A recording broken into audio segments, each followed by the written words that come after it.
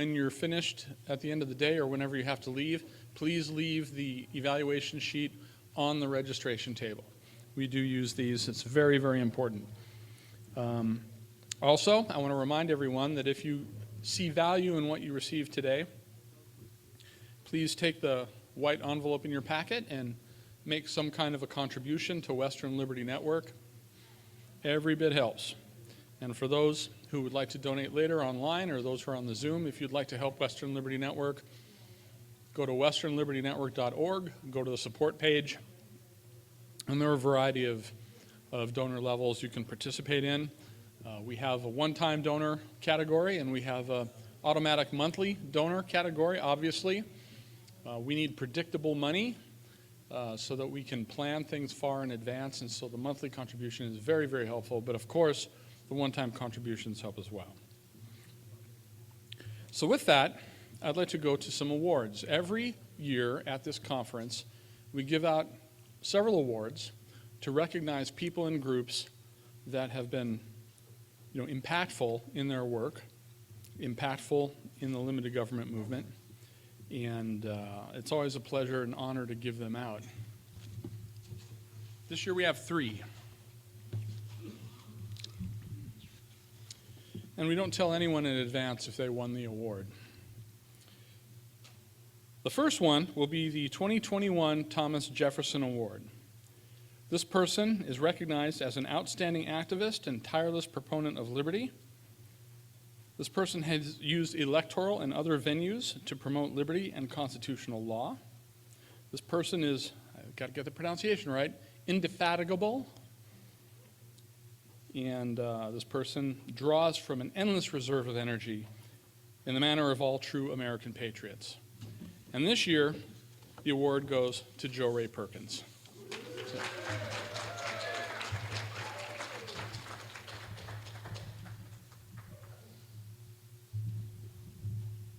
Let's get the picture. Photo op? Sure, thank you. Thank you very much, Richard and Western Liberty Network. I appreciate it. I could have used some of those words of wisdom from Tom Cox earlier this week and the week before. For those of you that are not aware, I was in Washington, D.C. on February, we haven't gotten there yet, on January the 6th. I made the front page of the Albany Democrat-Herald, above the fold, 3 times. The second time I should not have been above the fold because our wonderful President Donald John Trump was also on the front page. I have the honor of being removed from the City of Albany Human Relations Commission, which just happened this week because I was in Washington, D.C. as part of the insurrection, but I was there exercising my First Amendment rights. Freedom of religion, we prayed. Freedom of speech. I spoke to people, I interviewed people. By the way, I also was there exercising freedom of the press because I happen to have a media pass, a bona fide registered press pass. I also was exercising peaceful protesting, and I also was addressing my government for my grievances. And these are the types of things that we need to make sure that we continue to stand up for the Constitution for the United States of America. And it is an honor, and I will continue to fight. I'm not going to quit. They can ridicule me all they want. But this is the United States of America, and we need to stand strong, and we need to bring more people along. They can stay asleep, or they can wake up. And I think the current administration is going to help a lot of people wake up. So keep praying and keep engaged. Thank you.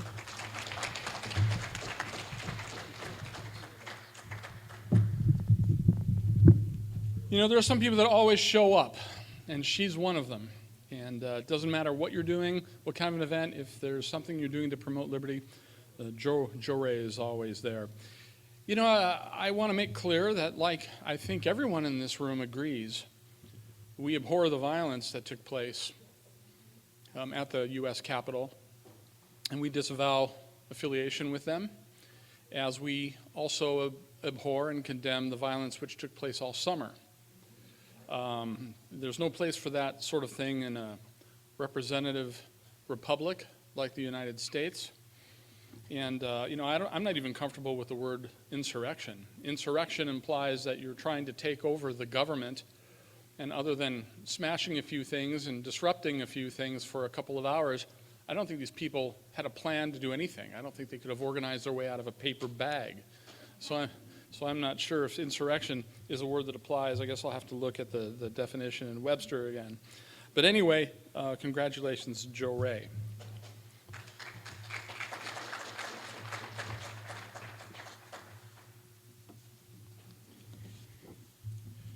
This next one is for a person who's not here. He is currently in the hospital, and he's had some major health challenges. But prior to these major health challenges, this is another person that has just been relentless and, indefatigable in the pursuit of liberty. And this award is the 2021 Don McIntyre Memorial Award for Excellence in Political Activism. Some folks here might be too young to remember, but Don McIntyre was a tremendously effective activist, known as the father of the ballot measure 5, which is responsible for property taxes being a lot less abhorrent than they would have been without it. Not that they're not abhorrent now, but he was really a pioneer for the limited government movement, extremely effective. And this year, that award goes to Jack Adkins. He is recognized as a leading activist in the limited government movement, whether it be on campaigns, initiative petitions, or through grassroots work in the state legislature. Jack is always there. Jack is also one of the Freedom Works coordinators in the state of Oregon, so accepting on his behalf will be Roxy Ross. Come on up, Roxy.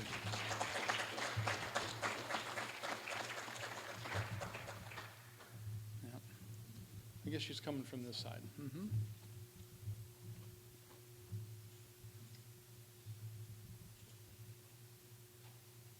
Sorry to make you climb these stairs.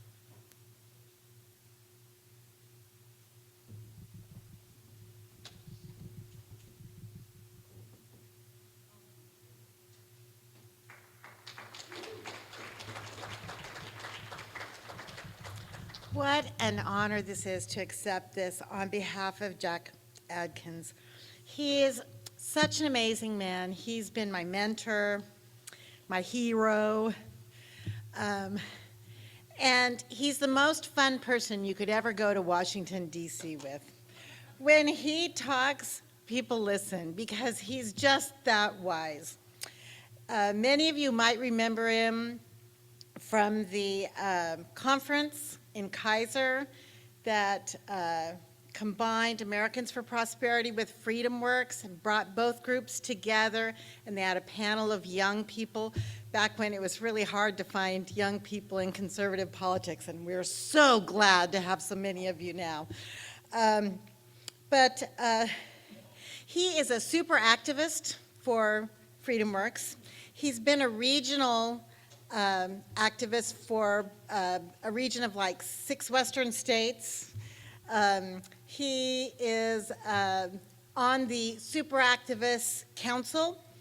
So this is just the select few of them that meet for the advisory council.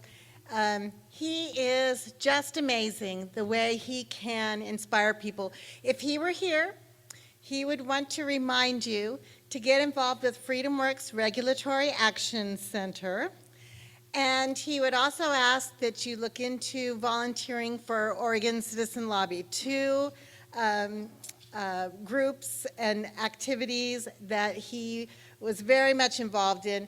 And both of them, you can donate your time and your efforts from the security and safety of your own home with a laptop or a tablet. So anyway, I just wish Jack could have been here, but I might just drive down to Medford to deliver this. So I'm just so thrilled that he got this award. Thank you so much.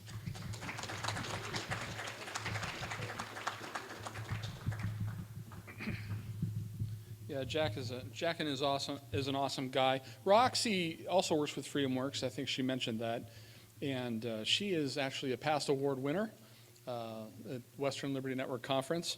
And I want to thank FreedomWorks for what they've done. They're also a sponsor of this conference, and they will be beginning on February 6th, or I guess it's a week from today, whatever day that is. FreedomWorks is going to begin working with us to provide content on our 1 o'clock Zoom trainings. If you go to the westernlibertynetwork.org webpage, you'll be able to see this training as soon as we post it, and by clicking in the appropriate place, you can just join us at 1 o'clock on Saturday. Every Saturday we have a different guest trainer. Okay, this brings us to our third and final award for this conference, and that is the 2021 Milton Friedman Award.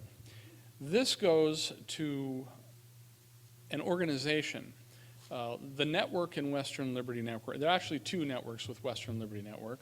One network is a network of activists, but we also have a network of affiliated organizations.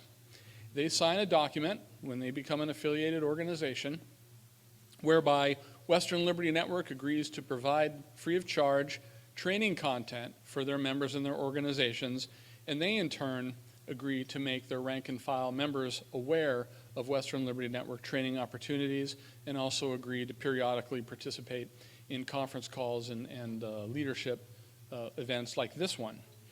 And so this, the organization that wins this award is recognized as an outstanding WLN independent affiliate.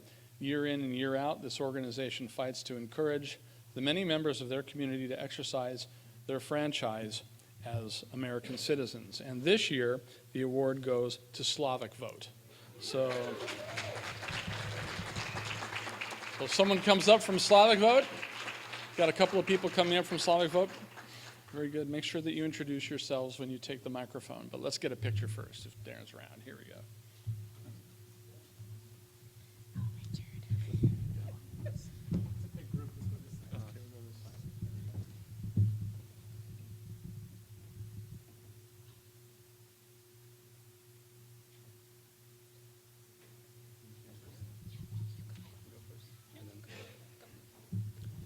Thank you, Richard. Thank you, everyone. It's been an honor to work with the Slavic community, and it's been a really honor to partner with Western Liberty University Network, almost like a university. Today has been incredible teaching sessions, but it's been an incredible resource for me personally as the chair of an organization, for our executive team, and for our community to be able to hear all the tools that we can use today to become better, effective members of our community, because the goal of Slavic Vote is to register the community to vote. Number two is to educate them. And number three, we really want the Slavic community to run for public office. And our partnership with WLN really helps with that.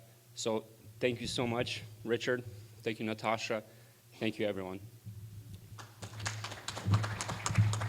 Thank you, everyone. My name is Lily, and I'm a legislative advisor for Slavic Vote. I'll talk more about Slavic Vote in a bit, but I just want to say, I mean, having a partnership is an award itself with Western Liberty. So this is truly an honor, and we're so grateful. And, you know, we're early on organization getting activated, but we're excited, and every day is an achievement. So thank you. Thank you.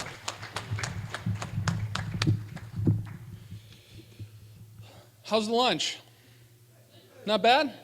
Yeah, we usually have a really good and really expensive buffet, and we're known for our good food. This isn't too bad. We don't do rubber chicken at Western Liberty Network, but this is a COVID meal. Everything's individual and so on. So I'm glad that you folks like it. For those who are on the Zoom call, we have individual pizzas and salads and soft drinks. So I want to thank the hotel. They've done a good job of accommodating us, and I'm glad folks like the food. So we are going to go back on the program. The next speaker that we have, I consider a friend of mine, and he's also a fellow computer geek, and he is a database genius, and he's a state representative, and also he's an early alumni of Western Liberty Network. The first time he participated was before he was elected in the 2011 conference, so I throw around his name quite a bit when talking to donors and other folks. But he's going to provide some tips on how to raise your first $2,500 for an organization or a campaign, maybe even your campaign. So it's my pleasure to introduce my good friend, Representative Mike Neerman.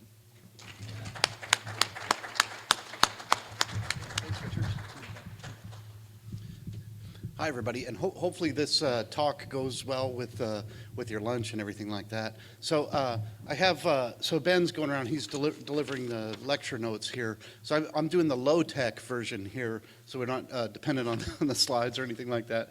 And also, if I can, I'm just going to do a little gratuitous commercial here. I'm associated with this organization. It's called the Northwest Observer. I don't know if you've seen it online. It's a news organization that's not left-wing, OPB, Willamette Week, Oregon Live, Bend Bulletin, left-wing news, but it's just a news organization that takes seriously the obligation to be fair to our side. So I hope you look for Northwest Observer online. We're on Facebook, we're on Twitter, we're on MeWe, we're on Parler when Parler gets back up. Hopefully they remember who we are or whatever, something. But northwestobserver.com. So anyway, so my talk is on fundraising for small campaigns, and I can't emphasize enough. People come to me all the time, and they're like, what can I do? What can I do? Oh, the governor's trying to do this. Oh, they're trying to pass this bill to take away gun rights, or what can I do? What can I do? What can I do?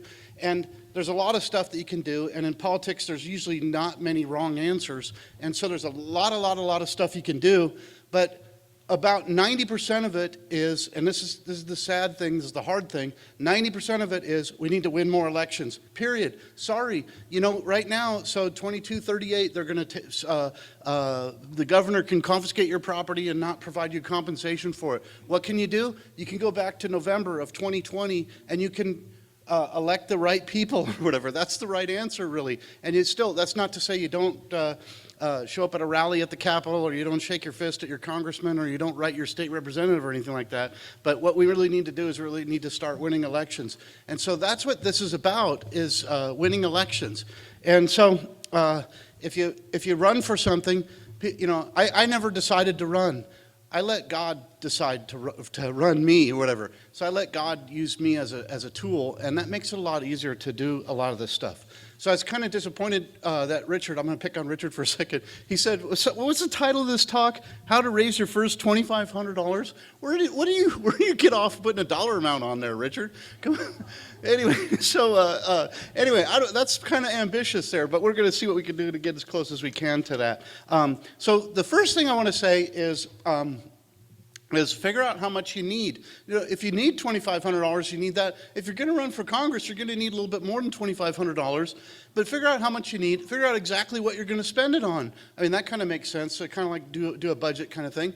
Obviously, if you get more money, you can probably spend more money. But there's some kind of basic things that you need. Well, you might need, depending if you're running for school board or something like that, or mosquito control district, or my lifetime goal of public office is I want to be director of a vector control district someday. But anyway, that was a joke. You guys, anyway. I know you guys are eating, you're not keeping up with the humor here. But anyway, so find out exactly what you do need and what you want to spend it on or something like that. If you're running for school board and you need $300 for lawn signs and $200 for palm cards, there you go. You need $500. Go. And anything else you get, you can spend on radio ads, right? There, I just did your budget for you. There, you're all done with that. Okay. Then go raise that, whatever. And you might be able to self-fund. If you're fundraising is kind of a good thing because it gets you out there touching people and talking to people, and that's how part of the system works there. But if you don't need to do a lot of fundraising, don't do it. For gosh sakes, don't raise money that you don't need or anything like that. Here's another thing too. This is a little nugget of wisdom here. Truism. Hang on for it here. Okay, is money doesn't win elections. Votes wins elections, right? Now, sometimes you need money to go get the votes, but it's votes that win elections. Go get votes, don't get money. I mean, you go get money if you need it to go get votes, but focus on the votes. Don't take your eye off the prize there. So you might be able to self-fund. If you got $500 in your bank account, you might be able to self-fund, and you might be able to do that. If you're running for United States Senate, I don't know, some people can self-fund. I'm not one of them, whatever. And so you probably need to raise some money on that. The next slide, please, is to make it easy to donate there. You see there, that lady right there, she's laughing at that. Everybody else, it's okay to laugh at this stuff. Anyway, so number 2 is make it easy to donate. So if you're asking people for money, you have a donation envelope or something like that that has a little tab on it or whatever, or has a little printed coupon where you can write in, because you have to report the donor's name and their employer and all that kind of stuff. Go get that information and put it on a coupon. Make it easy for people to donate. If you have a website, you can put a donation button on there. That's a little bit of work there. And just a little hint, word to the wise, is donation buttons don't click themselves. So just because you put a donation button online doesn't mean that anybody's going to find it. And even if they find it, that doesn't mean they're going to click on it. So you have to go take people and grab them by the collar and go lead them up there to the button and tell them to click on it and tell them to give you some money there. So it takes some of that kind of elbow grease to get that to work there. So fundraising is a lot based on relationships, and so sometimes that relationship is it's not such a personal relationship. So you guys remember Alex Skarlatos, who ran for Congress in the was the fourth district, yeah. So anyway, which is kind of the Southern Oregon district there. Peter DeFazio's district. It goes up to Eugene and everything like that. So that's the guy who was on the train and tackled the terrorists and everything like that. And so everybody in this room kind of has a relationship with him because you're an American and you don't like terrorists and all that kind of stuff. And so you have a relationship with him, and he fundraised off of that. He leveraged that relationship he has with you. That's not a very personal relationship, but it's a relationship he has with you, and he leveraged that. When I fundraise, I leverage the relationships that I have with people. Hey, Bob, I know you, and I was wondering if you'd donate $250 to my campaign. Can you do that for me, Bob, or whatever? And you leverage that personal relationship there. That's the basis of fundraising there. If you don't have, you try to go out and make personal relationships and then turn around and leverage those personal relationships. Or you have already existing personal relationships, and then you leverage those. So there's a thing in fundraising that's called the Christmas card list. Now, if you ask my wife, I'm not very good about sending out Christmas cards or anything like that, but I know what they're talking about, the Christmas card list. That maybe we should call it like your iPhone contacts list or something like that, right? But it's all the people that you know, right? So go raise money from them. Go raise money from your family. If your family won't give you money, maybe you shouldn't be running for office. I don't know, or maybe you have some dysfunction there that needs to be addressed or something like that. But anyway, see, so it has to. So go leverage those relationships first. Those should be the easiest ones. They don't have to live in your district. Nobody even knows what district they live in. Do you guys know if you live in Neerman's vector control district or not? No, you don't know that. But I ask you for money anyway, right? Okay. Okay, and the other thing about fundraising is it's about providing value. Is people aren't just throwing money in the rat hole or anything like that. And I think people are a little bit reluctant to give money to politicians because politicians are kind of icky, and I don't know, maybe you have like a mistress, or maybe you have a bank account in the Cayman Islands, or maybe you're a secret mafia guy or something like that, and so I don't know if I want to give you money or something like that. So you gotta kind of break through that a little bit and try to present yourself to a person as someone who provides some value. You know, Bob, we need more constitutional government in Oregon, and if you make a donation to my campaign, that will help that, whatever. So he's not donating to you, he's buying constitutional government in Oregon, or lower taxes, or pro-life or whatever, or something like that. And if you can try to get other people to fundraise for you too. So that's good, kind of serial fundraising of like, hey, Joe Ray, would you give me $500? And then can you go ask Jeanette to give me $500 or something like that if you're bold enough to do that. So, but the more personal the contact, the better, right? So it's, if you put a donate button somewhere out in the vast wasteland of the internet, nobody's going to find it, nobody's going to click on it or anything. If you have a billboard up on 99W that says donate to Mike Neerman or something like that, that's not very personal contact. If you call someone on the phone, or if you're face to face with them or something, it's very hard to not give money to somebody who does that, you know? They're going to have to say no to you personally, and that gets to be tougher than I can drive by a billboard and not donate money or whatever or something. So there's some things here about doing personal contact there. So some ideas about fundraising. It depends how big your thing is. So school boards are different sizes or whatever, something like that. Some of them might take zero money. It might just be you going door to door with the 14 people that live in your district or whatever. You don't need any money. If you're running for Portland Public Schools, that's big. That's like a legislative race there. So it might be different sizes there. But I have some ideas here. So first of all, check out your local county political party. Those guys have tons of money. Right now, they're super flush with cash. You know why? They've been selling MAGA hats for the last 4 years. And they've been, well, just another thing too, don't tell anybody this. All those MAGA hats were made in China. But anyway, they've been, no, say no. Anyway, so they've been selling MAGA hats for 4 years. They buy them for $1.85 on eBay, and they sell them to people for $25. Or I've been seeing these things, $40 for a MAGA hat and all that kind of stuff. Why don't you just go on eBay and get the one for $1.85? But anyway, no, I got to have the one from the Gooberville Republican Party. Anyway, the what? Yeah, the giant one. Yeah, Ronnie Daniels had one of those there. You can't get through doorways anymore. But anyway, so they've been selling MAGA hats for 4 years. They got tons of money, and they don't know what to do with it. And so show up at that local political party and ask them for money. Call up the chair of that party and say, what do I have to do to ask for money? The party has to probably vote on it and jump through some hoops and everything like that. They're going to want to hear you talk to make sure that you are adding value in your constitutionalist or something like that, whatever. So, but that's a great source of money. You can see how much money they have. You go to Orstar, and if you need help with that, you can go look at their bank account there because it's public information, right? And you go, oh, this is the Gooberville County Republican Party. They got $8,000 there. I want half of it for my school district race, right? And just go ask them for it, right? So, I don't know, maybe that's a little bit too ambitious there. So, and then while you're there, the precinct committee people, they're there. The reason that they're precinct committee people is because they want to help and they want to make a difference. And you're a chance for them to make a difference. So sell yourself to them, and you can ask them for money too, in addition to the $4,000 that you're going to ask from the Gooberville Republicans.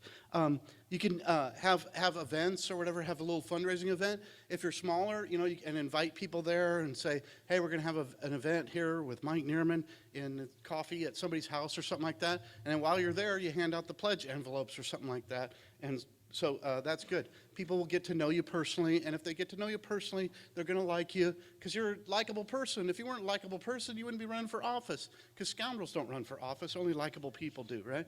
And so anyway, I've seen people sell stuff. Sometimes I wrinkle up my forehead and I say, really, you're going to raffle off an AR-15 for that? But it seems to work, and so I'm not going to argue with that. But people do that, whatever, raffle tickets or something like that. And then again, too, along the idea of the sell something idea is to say, hey, I'm ordering my lawn signs today. It's going to be $500. Can you give me $500, or can you get in on that? Can you buy half of my lawn signs for $250 or something like that? So give people a targeted thing, rather than just, can you write a check that goes into my campaign abyss and probably pays for some sort of staff member to fly to the Bahamas or something like that. But anyway, so next slide, please, is slide number 6. So this is a little bit different tone here. So this is the thing. So I had a hard time with this too. So I don't know if you know this, but Richard kind of said this, but back before, when I used to do honest work for a living, I was a software engineer. And so I don't have even close to the amount of social skills needed to do this job. And so it's hard for me then to go and to ask people for money, because I'm thinking, well, I'm just Mike Neerman, mild-mannered citizen and all that kind of stuff. Why would you give me $1,000 or $500 or even $100 or even $50 or something like that? And so it's really hard for me to do that. It was kind of an emotional hurdle that I had to get over. And part of that is you have to say that there's people here, and not everybody here is going to run for office, and most people in the world don't run for office, but they care and they want to help and all that. And they want a better community, and they want a better government and all that. And that's what you're doing. You're providing that service to them. And so when people give money to me, they're not giving money to me, and I don't get to really spend it on myself, but they're giving money to what I stand for and what I'm doing. So I'm providing them that service of good government or lower taxes or constitutional government or whatever I'm running on or whatever. And that's what people are buying, and that's what I'm selling. And so not me. The same way if I'm a car dealership is you come here and you buy a Toyota or something like that. I guess I get a commission off of that or whatever. But you're buying a Toyota. You're not buying the salesman or whatever or something. So if you think of yourself like that, that takes a little bit of the heat off there, and that you're providing a service there. And then the last thing that I'll say is I'll give you an opportunity. Next slide, please. Is ask me for money. And if you want, you can use me as your first try or something like that. And I'm a little bit hard sometimes, and my wife makes me a little bit harder. But if you ask me for money, if you're running for something, there you got my email address right there, so you know where to go or something like that. If you live nearby me and you know me or something like that, you need to go corner me face to face. That will impress me more, and it's going to be harder for me to say no. And you say, Mike, I remember that talk you gave at Western Liberty Network, Mike, and I'm asking you for $500. And then depending who you are, I might say no, or I might say offer a lesser amount or something like that. But anyway. So try me out, and I will probably give you money, and I'll probably give you some feedback on how your pitch was to me, everything like that. And so you're going to get two good things on that there. Now my wife's in the back. She's got her arms folded like this, and she's like, we don't have that kind of money, Mike. And so anyway, that's fine. I'll deal with her. But okay, so I think that's all I have to say. And so now put the slide up that says any questions. So go ahead. Let me. Is this on? Is this on? Yeah, it is. Okay. Well, Mike, you're a donor of Western Liberty Network. How's my pitch? Actually, so Richard does a good job, and actually, some of his stuff actually shows up in here, and unbeknownst to him, I mean, he probably knows because he does it. But things like he does a personal thing. You know what Richard does to shake me down? He calls me up at my home. Hey, Mike, how you doing? Hey, I appreciate all the stuff that you've done for Western Liberty Network. I need $500 from you. That's what he does, and it's hard to say no to that, right? Sometimes I do say no, don't I? But sometimes. Oftentimes I say yes or whatever. So anyway, that's what he does. And you know what? And it's not about Richard, because Richard's a good guy, but it's not about him or anything like that. He runs a top-notch organization here. This thing's been going on for 12 years or something like that. It's a top-notch organization. And so I'm happy to give money to the organization there. So he does that. So anyway, yeah. So his pitch is good. Yeah. That's good to hear, because my next pitch is going to be for 1,000. Yes. Anybody else? Anybody else have any questions? There's one over there. Okay, got one. Hey, Mike, a quick question for you. When I ran my campaign, I funded it out of my pocket because it was a local campaign. Mm-hmm. And one thing that I didn't understand when I started doing this is I didn't understand that I still had to report it. Can you talk about the reporting even if you're funding your own campaign? Yes. So I think that there's a thing where you can raise and spend up to $750. Is that what it is? Yeah. So you can raise and spend up to $750. You have to keep all the information that you would ordinarily have to report, and so you need to record every donation and every expenditure. But you don't have to report it on Orstar or anything like that, up to $750. After $750, you have to open up a political action committee, campaign committee with the Secretary of State, and then go to their web application there and report those. And that might be something that you need an actual treasurer to do. I don't know.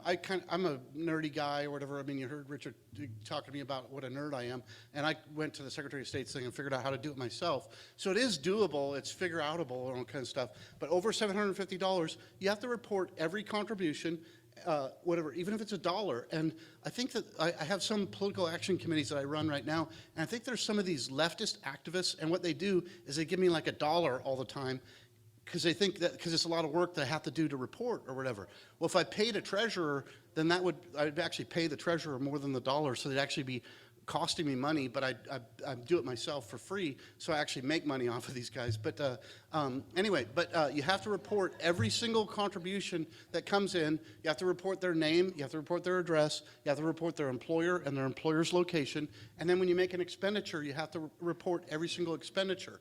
That's over $750. So it's a little bit onerous, but anyway. Now, if you form a PAC, I mean, $750, you don't have to do anything. But if you have to form a PAC over $750, you can file Form PC7, and then you don't have to report on Orstar until you're expenditures and contributions exceed $3,500.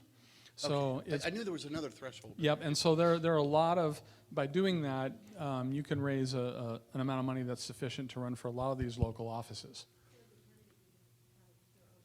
That's right. As a county, you can have your own PAC, Friends of Joe Blow, Jane Doe, Yep. or whatever. And I want to let the people on Zoom know that I will post the PowerPoint that you have handed out on paper Good, yep. here. Yeah. I'll make sure that they Yeah. get that. And, There's a question right here. And hang on, I also wanted to point out for the people on PowerPoint, if you have any questions, just say something here in the comments section. You'll see at the bottom of your screen here a little thing that says chat with a little chat bubble on it. If you click that, you'll be able to see the chat going on. And you can either ask your question in the chat and I'll repeat it, or if you want to ask your question live audibly, I can patch you through to the house here. Just say something in the chat. Thank you. This is Stacy with KSLM Radio. I have mostly a comment and then a quick question. On fundraising, what I found, and it doesn't matter what state or wherever I've been, candidates have a hard time asking for money. Directors of organizations have a hard time sometimes asking for money. So you kind of have to play this mental game. What happens if you don't ask the money? If you've been called to run and you don't ask the money, you are partnering with people who can't run or don't have the courage yet to run. And by you not asking, you gotta have to play that game a little bit. You're cutting them out of it and the opportunity to make change. So think of it that way. Good, thanks. Go ahead. Good, thanks, Stacy, and that's good. That's part of the emotional thing, that you got to get over that hurdle there, you're not trying to get rich or anything like that. You're trying to carry forward the movement. And there's lots of people in the movement that have money that are looking for places to put that. And so you're providing a service to them. Yep. One of the things that I do when I train on fundraising is I contrast, limited government people with those who like big government. Those who like big government, if anyone's ever read Atlas Shrugged or Ayn Rand or anything like that, they see need as a virtue, right? If need is a virtue, then it's easy to feel virtuous when you say, please donate money because I need it for my campaign. I need it, okay? Conservatives have a problem with that. And what I try to tell them is that think of it as you're providing a value in exchange for the money. A lot of people would like to be involved in politics, but they don't have time or they've got other obligations. You are promoting their values in exchange for a campaign contribution. And it's like, there's no shame in saying, hey, I've got this car. I want money, and I'll give you my car. There's no shame in that. This is no different, because you're doing something that has value and it's easy to do. We have another question here, and there. Hello there. Thanks for coming. I was just curious, when you're soliciting for campaign funds, do you find that sincerity and accountability play a big role in actually getting that money? Yep, it does, and I'd phrase it a little bit differently, though, is people are looking for people they know and people they trust. And so, and I think that I'm kind of on the same page as you. You're kind of hitting the same gongs there, but that's the way that I do it. And so people do not want to give money to people they don't know. Like I said, are you like some sort of mafia guy or have bank accounts in the Cayman Islands or I don't know, whatever, politicians get in trouble all the time, and I don't want to give money into that pit there. So people they know and people they trust, whatever. And so become known and advertise your trustworthiness, and that will create opportunities for you to fundraise. This is Jo Ray Perkins. So I neglected to make a slight announcement, which I'm going to do real quick because I'm also going to practice simultaneously, but I need to read the statement to you first. 7 Democrat senators, including Rhode Island Sheldon Whitehouse, interesting last name, recommended the Senate Ethics Committee investigate Republican Senators Josh Hawley and Ted Cruz for supposedly inciting the January 6th riot at the Capitol by challenging the Electoral College results in Pennsylvania and Arizona. 7 Democrats: Tim Kaine, Mazie Hirono, Tina Smith, Richard Blumenthal, Sherrod Brown, and Ron Wyden joined Whitehouse in demanding the Senate censor or expel Hawley and Cruz. That is not the America that we live in. I am filing to run in 2022 against the 3rd senator from New York State, representing supposedly Oregon, Ron Wyden. Donations can be made at perkinsforussenate.vote, and I'm happy to take your money today, and I can give you a receipt for it because I have my tablet with me. Thank you very much, and Mike, I'll be talking to you soon. $500, does that work in your budget? Yeah, we'll talk about that, Joe. Okay. Once again, thank you, Joe Ray, for the announcement, but Western Liberty Network does not support or oppose any candidate, political party, legislation, or ballot measure. And so this is a nonpartisan day, but notwithstanding that, it's okay. Notwithstanding that, thank you very much, Joe Ray. She's awesome. Okay. Hi, for small local campaigns, when it goes over $750, reporting's required. Those reporting statements, can they be effective in building momentum or perhaps even intimidating the opposition? Possibly a little bit, but you know what I think? I think most people don't look at them, and most people don't know where to go look at them, and most people don't know how to get to them. And so you could advertise them yourself and say, you know, look, I've gotten $8,000 in small donations or something like that, and you can kind of advertise it yourself like that. So your point's well taken on that, but nobody's going to find it. People don't just stumble onto stuff on the internet. They got to be dragged to it there. So. Okay. Okay. I'm talking here with Suzanne Gallagher, and she's one of our sponsors here with Parents' Rights in Education. And I want to remind everyone out there that there is a thing called the Oregon Political Tax Credit. Mike may have mentioned that when I was out of the room, but this is a tax credit you can offer all of your donors, which is essentially a free $50 contribution to the PAC of their choice. And I know that Suzanne's organization does support and help fund candidates. So if you want to talk to her about that, please do. I've kind of lost track of who's next. I think she was next. While you're finding that person, I want to talk about that $50 tax credit. So there is an income limit on it. I think it's $100,000 per couple or something like that. And it's a tax credit. It's not a tax deduction. And so if you donate $50 to any political action committee, it doesn't have to be a candidate. It could be an initiative petition. It could be miscellaneous PAC that's just kind of a organization that's politically involved or whatever, but any kind of political action committee, if you donate $50 per individual, $100 per couple, you have to make less than the income threshold, which I think is like $100,000 a year, and you get 100% of that money back on your taxes the next year there. So it's not a deduction, it's a tax credit. Next contestant. Yeah. Hi. Hi, Amy. How are you Hi, doing? Mike.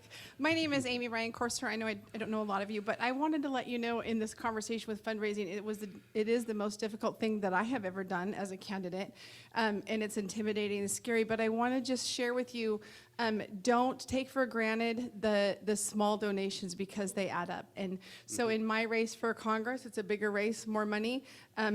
My donations came from the small donors, and I had over 8,000 individual donors. I was really proud of that. And to be able to say I'm unbeholden to any one group meant a lot for my campaign and me as a candidate. So find your niche of what you're fighting for, in my opinion, because I know how hard it is. And just, I mean, obviously be relentless, as Mike is saying, it's really hard to do. But that grassroots movement of asking for $5, $10, it really is worthy. And people want to be a part of something special that they believe in. When you have that connection, whatever that relationship is, know what, if you're listening, you know what they're fighting for, what's important to them.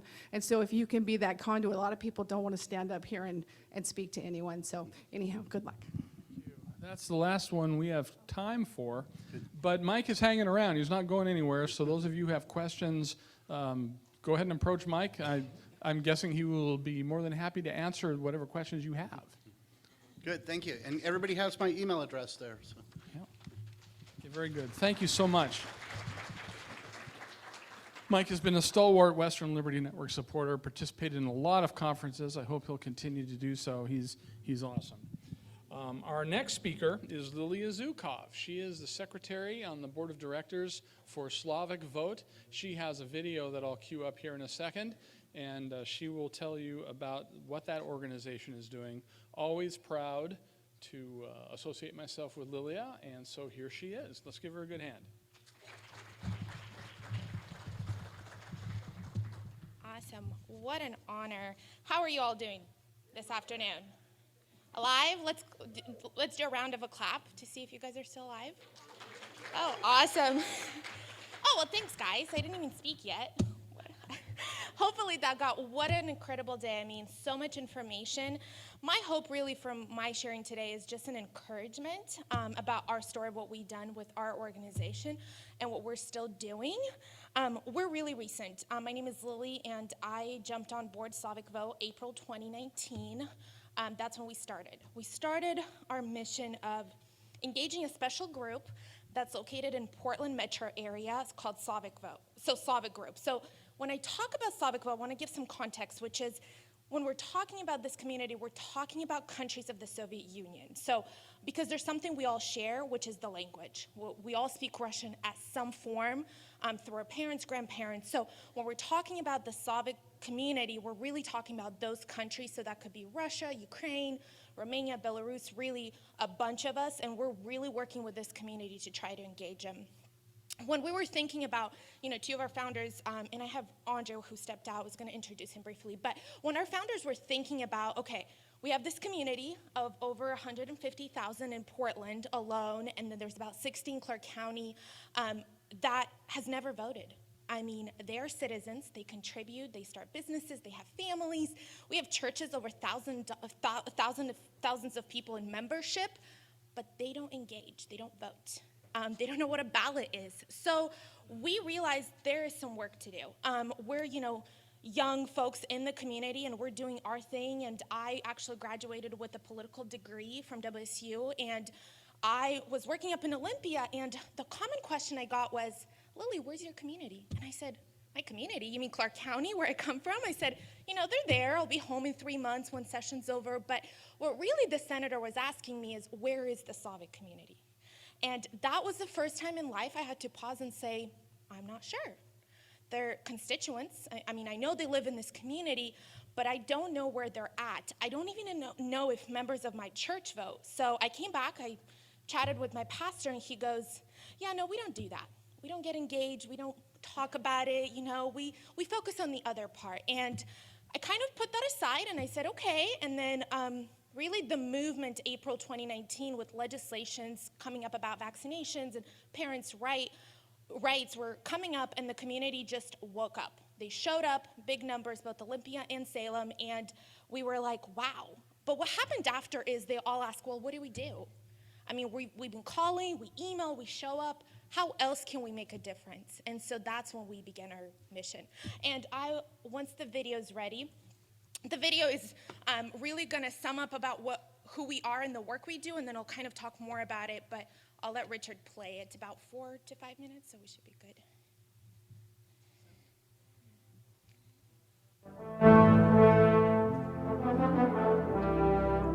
Slavic, a group of people with a history as old as time itself, spanning 11 time zones geographically and a diversity of cultures unparalleled to any other place in the world. The Slavic languages combined amount to the 8th most spoken languages of the world, 4th in the United States alone. Within the last century, this beautiful and unique group of people would experience the fallout of dictatorship that would send shockwaves across the globe of an ideology which resulted in millions perishing in war and famine. An ideology that had no room for self-practice, freedom of faith, and opportunities, which resulted in human rights violations, confirmed and memorialized in a generation of grandparents, with a few who are still alive today. This culmination of events caused the largest migration of the Slavic people in order to search out a better future.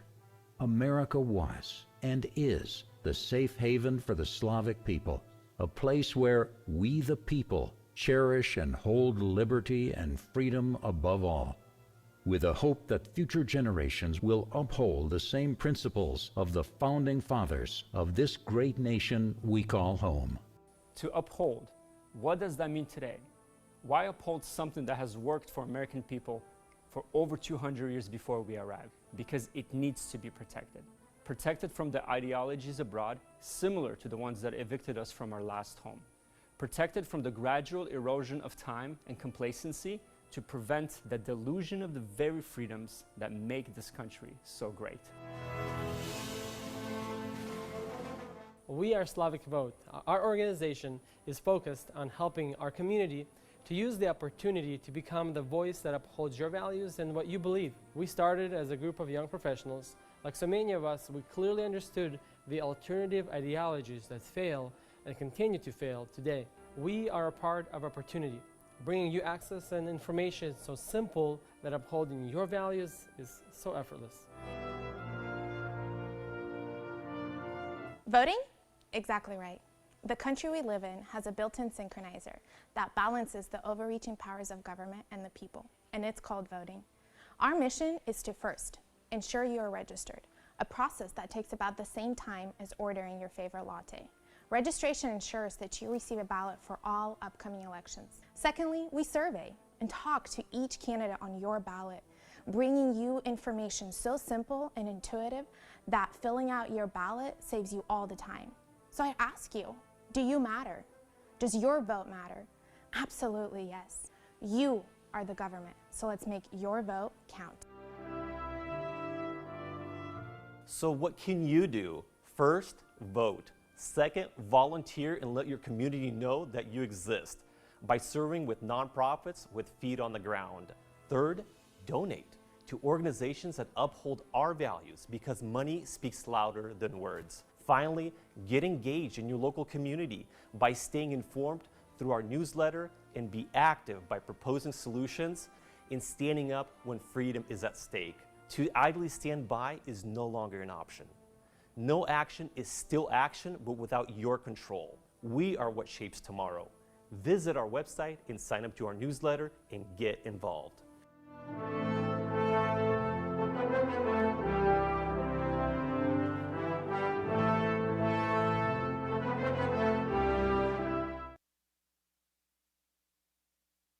Made that video happen, truly incredible. But really, that's recap. So we, when we began, we had to do a lot of boots on the ground, which is registration. I know a lot, parties do it, groups do it, but for us, it meant we needed, one, access to leadership. We needed to connect with the leadership in our community, get them to understand, which allowed us to get into members and talk to them about it, and then actually do something basic, which is show up and register.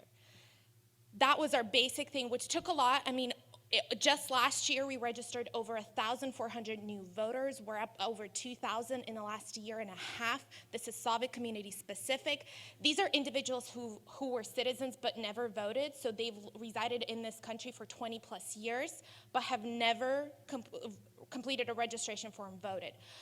We learned, there is not a number that we can give as far as those that were already registered but never voted. So we really tackled that problem in making sure they're registered. The second thing we did is once they got their ballots, we needed to educate them. A lot of our seniors or a lot of our elders got the ballot, but they're like, what do I do with it? For Washington, we get like two envelopes inside. One envelope, there's two pieces of paper, and they're like, well, there's yellow, there's green, what do I do? So we had to do something basic as educate them how to complete a ballot. We had to talk to them about what a candidate is and what they run for and how important local and state and congressional elections are. So we really got engaged in that and started educating, hosting workshops, hosting events to really talk to them about what government is like here. I want to point out the biggest thing about doing that for us was breaking the mentality of the Soviet Union.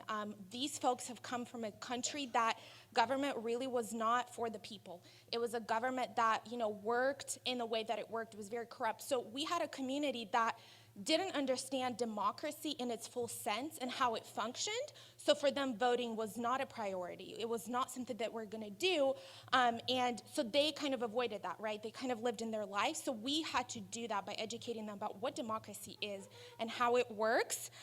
So that was our second thing, is getting that education. And finally, we met some leaders who were like, hey, I'm interested in getting engaged. What else can I do? So our third action that we focused on is getting them involved in politics, which is running for offices, going on school boards, getting engaged locally. Maybe that's local parties, going to events where they can volunteer, where they can learn get them involved more than just voting. Yes, voting is a basic thing they can do, which is, we encourage that as the first step, but what else can they do? So that's our third action plan we focus on. And with partnerships like Western Liberty, what we've been able to achieve is have individuals that are interested get the necessary training. Because unfortunately for our community, not many of them have ever stepped into a legislature. Not many of them have talked to anyone who's in a public office. So for them, we have to really get them trained into understanding what it means to be a candidate. So that's, our biggest drive for the upcoming year is to do that step. We're still going to focus on registration in the upcoming years. We're still going to do it. It's not going to be our major priority because most of our folks are engaged as far as registrations. They know what they need to do. So now we need to take that next step is get them involved in the community that they live in. Not just our Slavic community, which is our church or the events we host, but the communities they reside in. So that's what we're gonna kind of take in and focus in the future for us as a organization. And as we kind of think about the ways we're gonna do, for the biggest obstacle the community faces is language, right? So everything we do, we translate. Again, that basic language we all have as a Soviet bloc, which is Russian. So we translate everything in Russian because for the elders especially, you give them a pamphlet, a voter sends them something in the mail, they cannot read it. So we have to take that step, and everything we do, part of our work, is that translation, which is either our voter guide, anything we're posting out there, has to be in the language that they're gonna understand. It's not becoming a major issue anymore because, as younger generations are growing, that's not an issue, but we still don't want to miss that elder community, so we still want to focus on those. And then the other thing is, who do I vote for is a common question we get, right? There's so many candidates, and based on our survey and research we've done as an organization, we know where the community leans, which is conservative. They're pro-life, they're pro-small businesses, and so that helps us understand the type of candidates that we can showcase. We're not going to endorse because we can't until soon. We're going to start a PAC, but as a 501c3, we can endorse. But what we've done is showcase to our community the candidates that are running and where they stand on the issues that are important. And they can make a decision on their own. They'll see all the distributions, all the answers, and they'll be able to make that decision.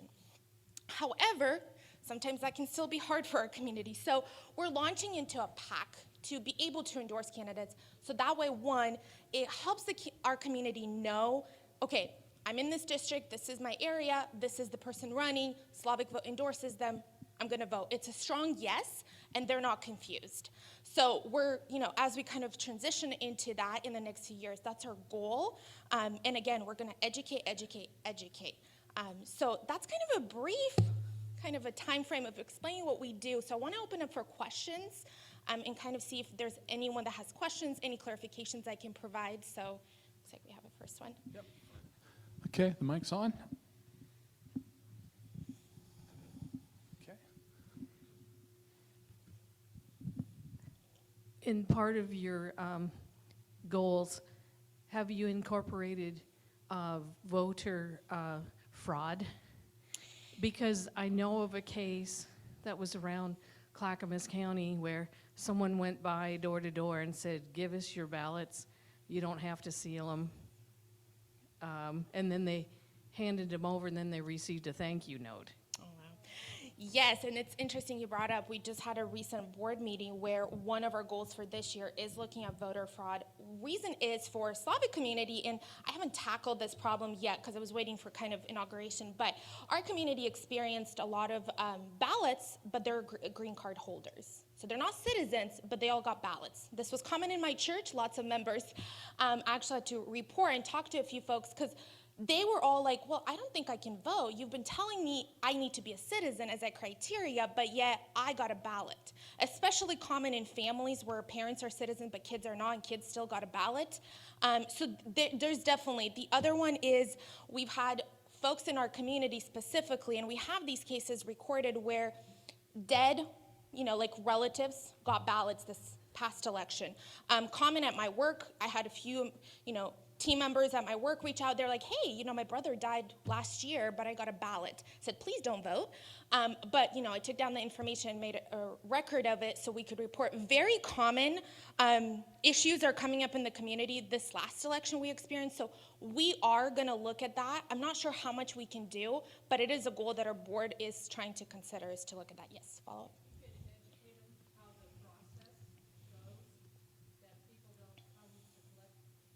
Right. The question is whether or not Slavic Vote is educating them on these issues. Yes, we are. But, you know, I think one of the things I get reflected back is from the community as well, but doesn't the government know? Shouldn't they be monitoring these? Is the common feedback. So although we make all the efforts to educate, right, we hold these workshops, we talk, our fear is that, you know, now the community has this faith in government that it works, because now we've taken steps and said, hey, democracy works, let's get engaged, it's not the Soviet Union, and all of a sudden these fraudulent things are coming up and they're going, but shouldn't we be trusting the government? And we're like, well, let's have that conversation. So yes, we certainly do. It's just now can we make sure that we're not losing the community because of that? You'd be great at a press conference, Lily. Thanks. Here's another question. I was privileged to be in Germany on New Year's after the wall came down, and it was the biggest drunk. But so I was really privileged to see the fall of communism working in Europe at that time. My question is, it's kind of a history, when did your people come? Was it after Stalin that time, or was it after the wall came down, and why would they particularly come to Oregon? Or is there other areas that the people are settling in? Yeah, definitely great question. I would say the biggest migration came around 1980s, big families, and for religious prosecution, so they were seeking ability to practice their faith here. The big areas we're concentrated is going to be Oregon, Portland, and then it's going to be Washington, and then Sacramento, California is our big one. Everywhere else they're kind of dispersed, but if you're going to find chunks, that's here. The reason for that is wherever sponsors came. So many of the families that immigrated, depending on who their sponsor was, where they were located is where they were going to stay. And so they stayed in those locations. The other part is, for example, for my family, we needed a pastor at a church to write a letter to our origin country to say, we're coming here and we have a church already established where we're going to become members. So whichever pastor agreed to do that, so for us it was Vancouver, that's where we were going to come, and that's where we became members, and that's where we stayed.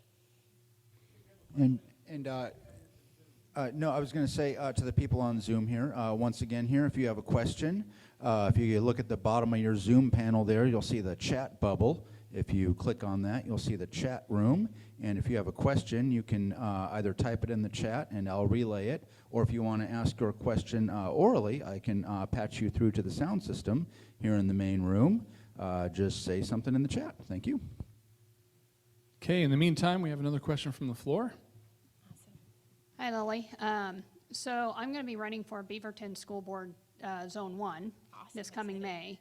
So how can I communicate to the Slavic community that I am for the values that they're looking for? Because I know they have very conservative values and want the schools not to go the directions they're going, especially with the teaching of CRT and CSE and things like that. So how can I reach out to them and inform them?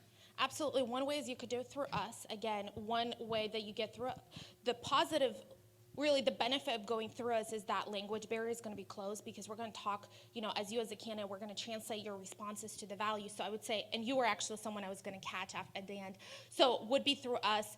As we kind of host events and platforms for candidates and invite everyone, that's another opportunity, again, through us. There is no other organization that's focused on this, so us is going to be your best source. Yes, and so we can definitely help with that. And then, you know, if there's other ways that you want to engage and you're like, hey, I just need a brainstorm idea, how can I do this? Reach out to us, because like I said, because we've been able to establish credibility within the leadership, it's allowed us to go places we never thought we would, which is, again, churches, churches, community events, community, platforms, wherever that is. So I would say through us. And the other part I would say is you're in luck because Beaverton does have quite a bit of, a Slavic community there, so that's exciting. And the community, I would say, is, they're less likely concerned about public schools now, and here's why I say that, is because we've gone to private schools. Almost every church within our community has opened up some type of private school, and that's been the way we support members, the way that leadership has decided, well, can't do anything about public schools. We tried with the sex ed, especially Washington. We fought so hard. We're going to open up, invest that time and money, and just create classrooms within our churches, create that atmosphere, and we're going to educate our kids. I'm not saying that's, everybody majority, but there's still, there's still a concern, tons of parents. So thank you for stepping up to run. That's amazing. Go ahead. Hi, my name's Gregory. I'm curious how your organization is going to work with governments locally, because Slavic is ethnicity, as you said, and in Portland, a lot of groups that focus on Asians, Latinos, or et cetera, they actually get the money from the city to fund themselves. And with this being a liberty-focused group, are you set up in a way to make sure that you don't get on the government dole, or is that sort of something you haven't run into? Because the amount of money that flows through these organizations is immense, but it comes from the city in some form, block grants, you look at the details, and it flows to them, and it's tough to avoid that because somebody said, money speaks louder than action, and that's right. So. Is that something you're challenged with at the moment? I have to say, when we started in 2019, we as founders started investing, and unfortunately, our community is generous. We had pretty much almost all of our funding is private. It's through businesses. So as I said, the biggest thing Slavic community is pro-small businesses. Almost every family has a business of some sort, whether that's construction, real estate, food. So all of them have been partnering with us. And if you go on our website, you see we have a huge list, and they've all just been generous in giving us money to be able to do our work. That isn't to say that we don't partner. So for example, we work with EARCO. As far as money, we don't depend on that from them. What we depend on is connection and partnership to do the work. We have received some grants from them that have supported, but it's not our biggest. It's not to say that we don't want it. It's because our community is generous in being able to provide that to us. We haven't had the need. We work with the government all the time.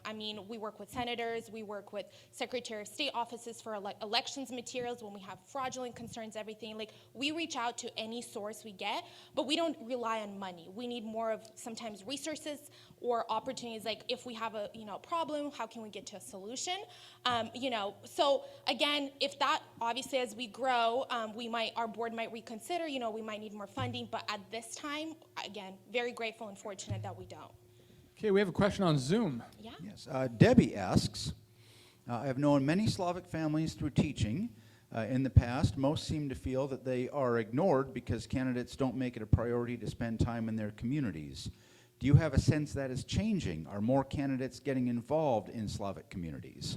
Yeah, that's a great question. I would say it is definitely changing, and I know many candidates here even have had an opportunity to talk to Slavic community members at our events, so I would say that is definitely changing, and candidates are more open, I think, as well. I think they've always been, but they just might not have been aware about this community, so they're really starting to reach out to us. We're always reaching out to them as well. Hey, this is who we are. We'd love to have you speak. We saw that these are the things you're running on. This is what's relevant to the community. So yeah, definitely there's a change, and our platforms for workshops and events has opened up that opportunity. Okay, are there more questions? Don't see any more questions. Anything else you'd like to say, Lily? I just want to wrap up and say, one, I think when we think about, as candidates, when you're running, you're like, man, how can I get these voters? And I want to say, as a Slavic community, we're just waking up, and trust me, we're not leaving. We're here. The community is interested. They want to be involved. They want to get engaged. Give us a little bit of grace as far as, they need to do a lot of education, and that's what we're here for. So a lot of times it's really, they're not aware, they don't know. So, give a more year, and then I'm positive you're going to see people, especially young folks in our community, stepping up and wanting to be part of your campaigns and really wanting to engage with you. So I just want to encourage you all, and just don't be discouraged when you see, like, oh man, how can I get these voters? They're not responding. Yes, it's because for us, they don't understand, but they're getting there. Yeah. Question? Yeah.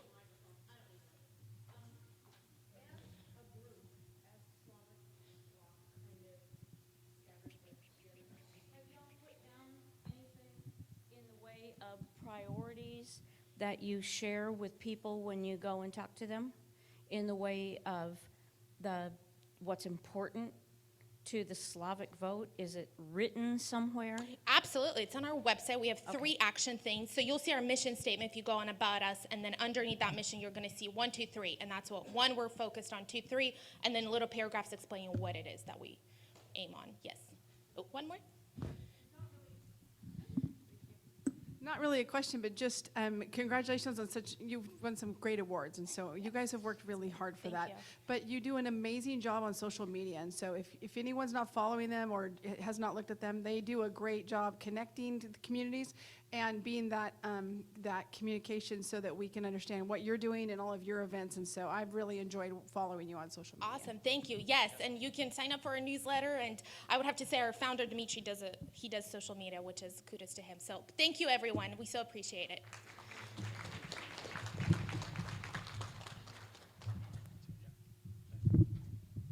Thank you, Lily. I look forward to working with Slavic Vote in the year to come.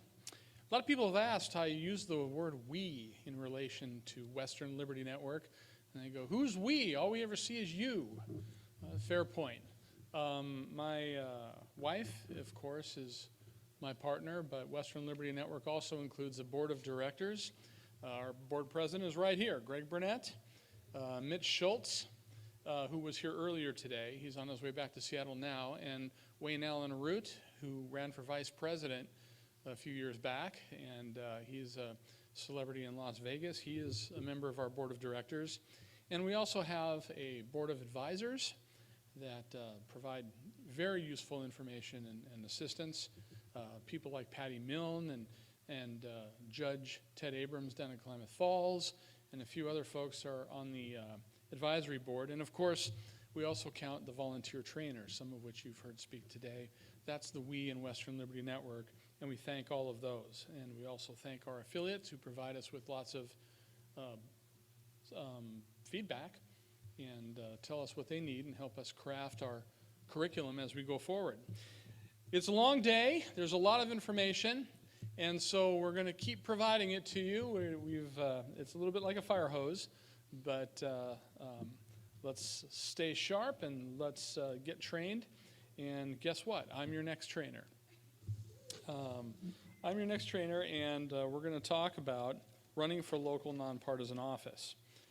This is one of the core functions of Western Liberty Network.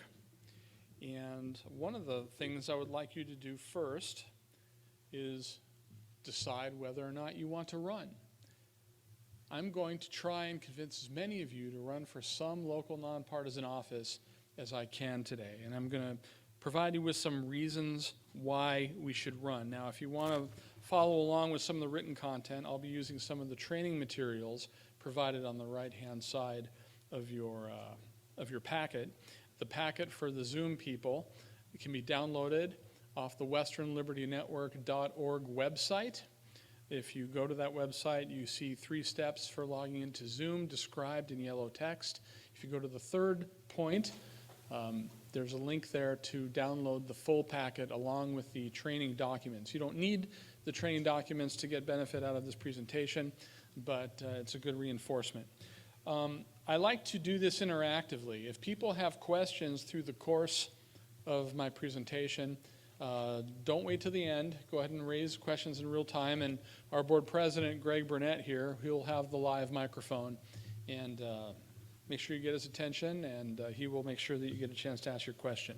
And as usual, that will go for the people on Zoom as well. If you want to ask your question, we can either pipe you into the live room here, or if you want to type it in the chat window there, I can relay it to Richard. Yep, Mike will handle that. Greg is not going to run out to the homes of the people on Zoom. That would not be practical. But Mike will take care of that. Okay, deciding to run. That's the first part. You need to decide to run. And the question, if you decide, okay, I'll consider running for something, is what should you run for? Generally, unless you have a specific reason to do so, do not run for high office unless you're already an office holder. Now, there are some exceptions. If you are running for the purpose of spreading a message and you're not necessarily running to win the election, that's helpful. I ran for governor in 1998 of Oregon, and I knew I wasn't going to win. I only had $6,000 in my campaign chest to last the entire election, and I spent most of that on the car going around to all 36 counties. But I didn't run with the idea that I was going to win the election. I ran with the idea that I was going to build my party and use the campaign to build the party around. Also, I ran the campaign so I could interject some issues, and I was successful in that as we kind of got both Kitzhaber and Sizemore to release their proposed budgets before Election Day by doing it ourselves in conjunction with Cascade Policy Institute. But that was my reason. Yeah, that's one where I duped Adam Mayer to be my campaign manager. That's right. Yeah, so he didn't want to be my campaign manager, so I asked him if he'd be my campaign consultant, and he agreed to that. And so, but that was a long time ago, and that was a lot of fun. But my point is, do not run for Congress if you do not have a specific reason like that to do so, or governor, or state treasurer, or attorney general. Run for something that you can win. Too many people have run for high office. They shot too high without having the prerequisite base to do so. They get discouraged when they lose, and then you never hear from them again. So I generally advise people, if your objective is to win the election and you do not have experience as a campaigner, run for the smallest office you are eligible to run for. You've got to build your credibility. You've got to get some credentials and build a circle of volunteers, helpers, donors, those kind of things. Build up, and build up. That's a big thing.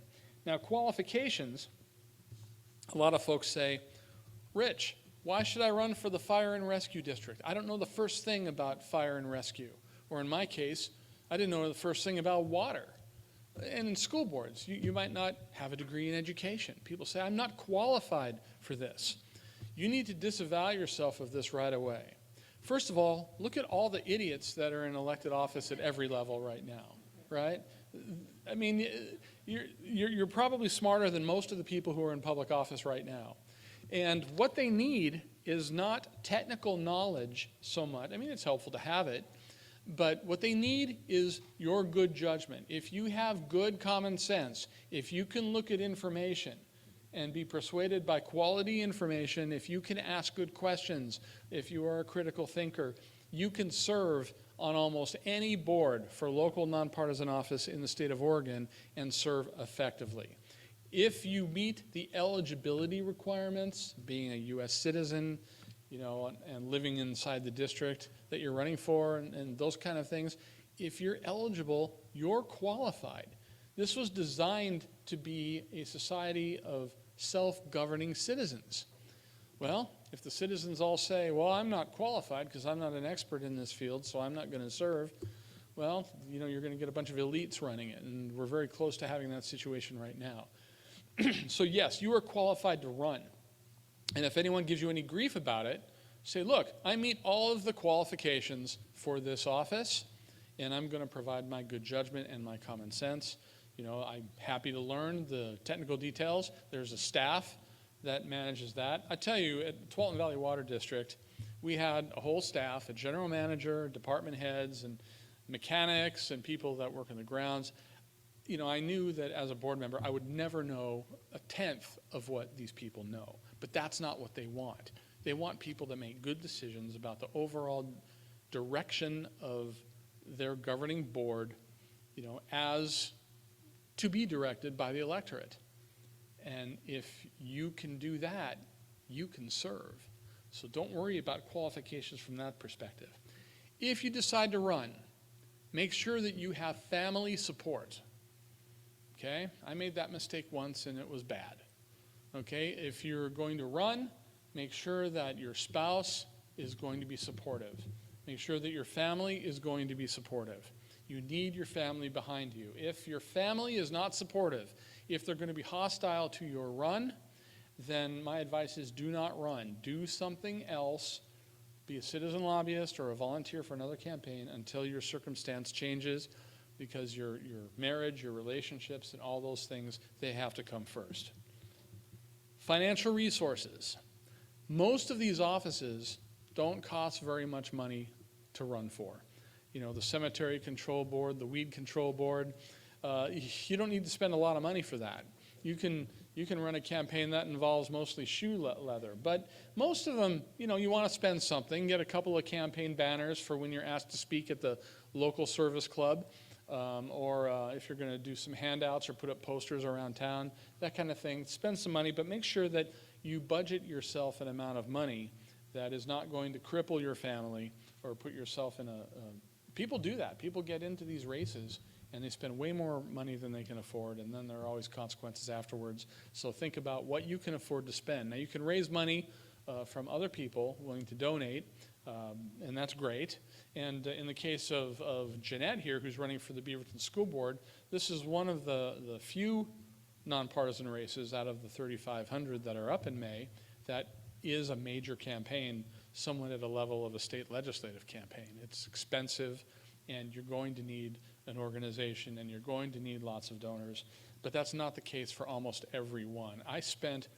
I had somebody run against me in 2015. It was another libertarian, actually. Spent $12,000 to get me unseated. It was kind of an internal factional thing. And it was the first time known in history where a libertarian challenger was facing a libertarian incumbent, even though it was a nonpartisan race. But I spent zero, and I got 60% of the vote. So it's not always money, right? And but you need to have some, so decide how much you want to spend. Are there skeletons in your closet? Okay? Now, if you were arrested for something, reckless driving, 10 years ago, or you have something on your file like that, or if you've had 15 divorces, those, hopefully nobody here has hit that number. Kind of do a self-assessment. See what skeletons are in your closet. And then decide how you're going to counter them. Tom Cox covered some of that. What do you do if you've been arrested for something? Well, I know from both sides now. I have the experience that a lot of other people have had. I can relate to them. These kind of things. Go through the skeletons that might be in your closet and develop a response to each of them.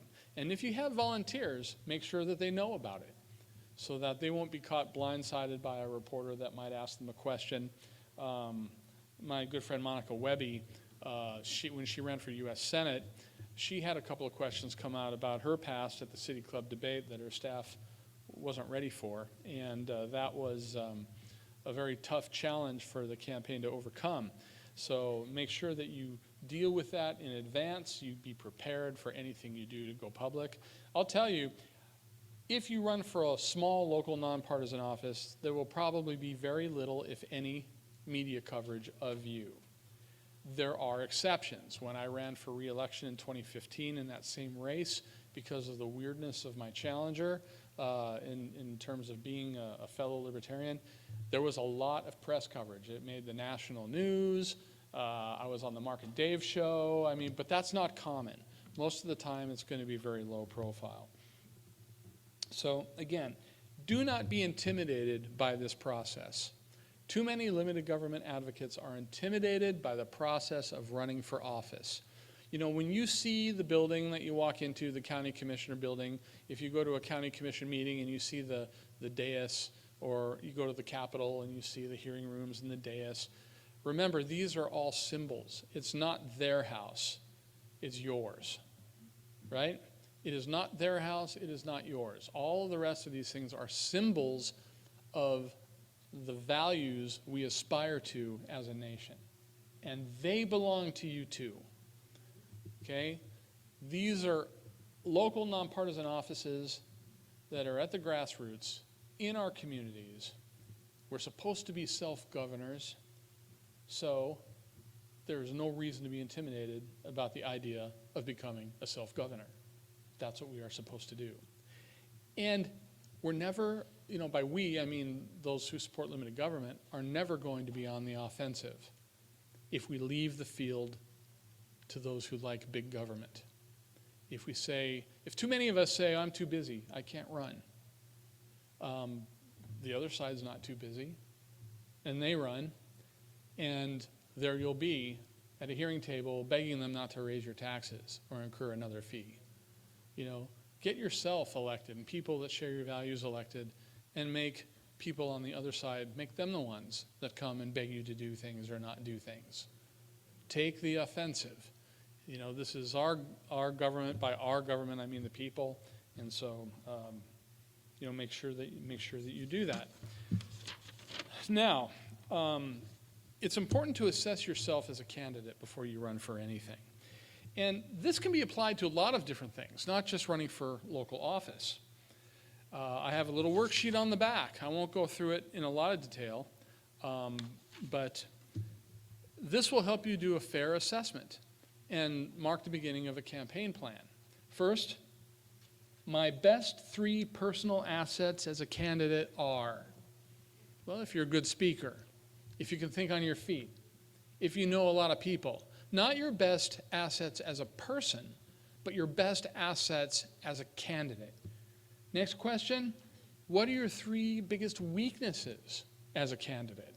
Maybe you're a person that has trouble saying no. Maybe you're a person that likes to, you're a pleaser and you like to overpromise things. Maybe, you don't know a lot of people. You've only lived in a community in 6 months. What are your 3 biggest weaknesses as a candidate? This causes some really good self-reflection. What are my best campaign assets? Maybe, you're well-to-do and you've got a few bucks. And maybe you're a member of a bunch of service clubs. What are your best campaign assets? These are things that will serve your campaign well. And of course, conversely, what are your 3 biggest campaign liabilities? Maybe you got arrested for being an axe murderer in Arkansas back in 1989. That would be a problem. But what are your 3 biggest liabilities as a candidate? Beyond what I can personally control, these 2 factors will work in my favor. Now, these are things you cannot control. Maybe you live in a district where there is a large majority of conservative voters. That's something that's beyond your control, but that's an asset. That's going to be helpful to you. It's going to be a tailwind instead of a headwind. Beyond what I can personally control, these 2 factors will work against me. What are the headwinds that you're facing? Maybe your candidate is entrenched and has served 3-4 terms and everybody knows them. That's a headwind. Maybe you're in a district where people do not bend your way ideological. That would be a headwind. Here are 5 people who will help me get elected. Name 5 specific people who will help you get elected and ask them. Make sure you're sure. 5 people who will work to defeat me. Who are they? Assess the other side. And so here are 3 things I will run on. What are your issues? For each of the 3 issues, what is a basic political strength of the issue and a political liability? And finally, 10, I will not do the following things, even if it means I lose the election. If you do not support your values, if you abandon them to win, you become part of the Borg. And for those of you, I cannot let my friend down. He always relies upon me to insert a Star Trek reference somewhere. And that's it. Do not become part of the Borg. There are some cardinal principles. Be true to yourself. Make sure you can look at yourself in the mirror the following day and admire what you see. Do not violate your cardinal principles. You're there to stand for something, not collapse. Yeah, that's right, prime directive. That's your prime directive. I remember I was once attending a strategy session of a candidate who was running for Congress. And this person became a nominee. And, she was asked a question, what do you think about people burning the flag? And she immediately said, I don't support the flag, I love the flag, but we have a First Amendment, and that's a First Amendment right. And they got very angry at her. And on the spot, she reversed her position. Okay, you're right, I understand. Okay, now you can love that position or hate it, but the fact that this person pivoted so quickly on a relatively, small issue compared to like the national budget. I mean, it's not an insignificant issue, but it's what would this person not pivot on? So you have to stay true to your basic cardinal principles. And what you'll find is that most people will admire that and will vote for you, even if they disagree in many cases, because they admire that you have character. Ronald Reagan, when he was elected president in 1980, most people did not agree with him on the issues, but they liked him and they trusted him and they admired him. And that is a lot of why he was able to overcome that election. So it's important to go through this process and assess yourself. And after you've made that assessment, make a decision, not for so much for which office you'll run for, because if you're a reasonably intelligent and well-grounded person, you could be on the board of directors for a water board or a fire and rescue board or any other kind of board. But after filling this form out, answering these questions, decide what level of office you're going to run for. Are you going to run for a local office? You're going to run for a county level office? You're going to run for a state level office? You're going to run for a national office? Decide what level that you're going to run for. And once you've made that decision, get the paperwork and file. I advise people to find out what they can run for. And usually it's 4 or 5 different local offices. And get the paperwork for all of them. All of them. And if in some boards, there are like 2 positions you could run for, an at-large position and a Zone 4 position. Get for all of it and fill it out. And what I advise people to do is go to the election office at 4:50 on the filing deadline and take a look and see who's filed. If there's a position that nobody has filed for, hand over the paperwork for that position. Okay? And if nobody walks in to file for the same position, at 4:58, 4:59, you will win election. Okay? Unless there's somebody you're going to challenge or there's going to be an incumbent, go ahead and file. But file for the race that you think you have the most reasonable chance to win at the level you've decided to run at. Because, you might be the best candidate in the world to run for, Congress or president, but if you don't get elected, you're not going to be able to do anything. Or at least that's not entirely true, because you can be an effective citizen lobbyist, but you're not making the decision. Get into a position where you're making a decision. Run for an office and win. And I tell people that even if you find that you are running unopposed, run a campaign as if you were opposed. Get volunteers to help you. Get in front of civic organizations to make speeches and ask questions. Because this will be experience for you. Because if you run for an office again, you may have an opponent. And if you run a campaign, you'll have some idea of how to do it. You'll also provide experience to your volunteers. So they will have experience running on campaigns, and if they run on your campaign in the future or somebody else's campaign, they will be a trained volunteer. And also, one thing that I'd like to add on to that is Yes.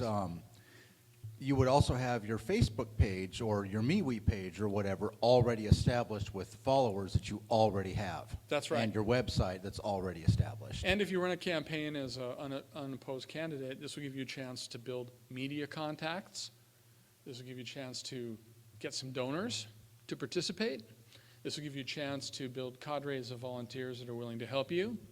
You can ask for endorsements from other public officials, and you can get a circle of people that are willing to endorse you.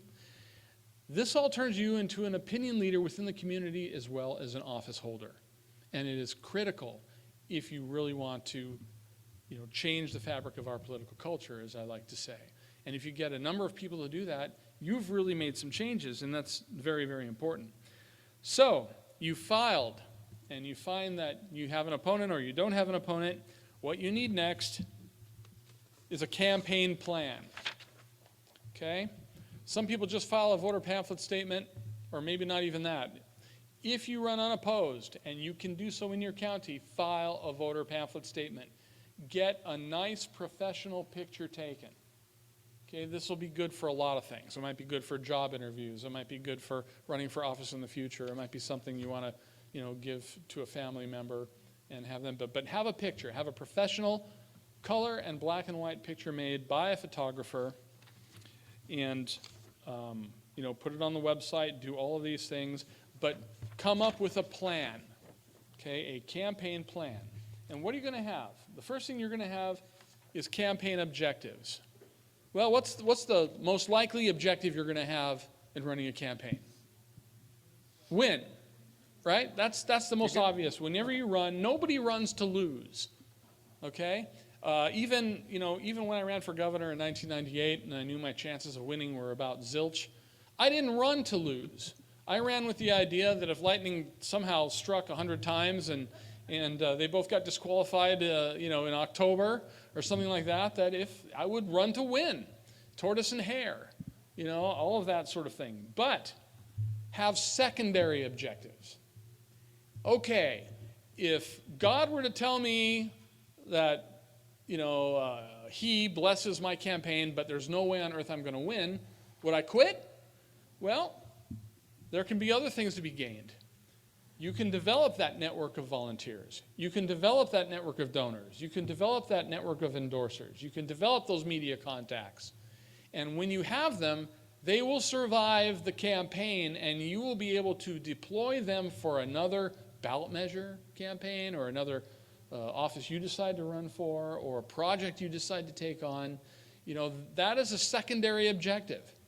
And there are tertiary objectives. You want to develop a list of voters, a list of local businesses that agree with these issues or that issues, whatever it is.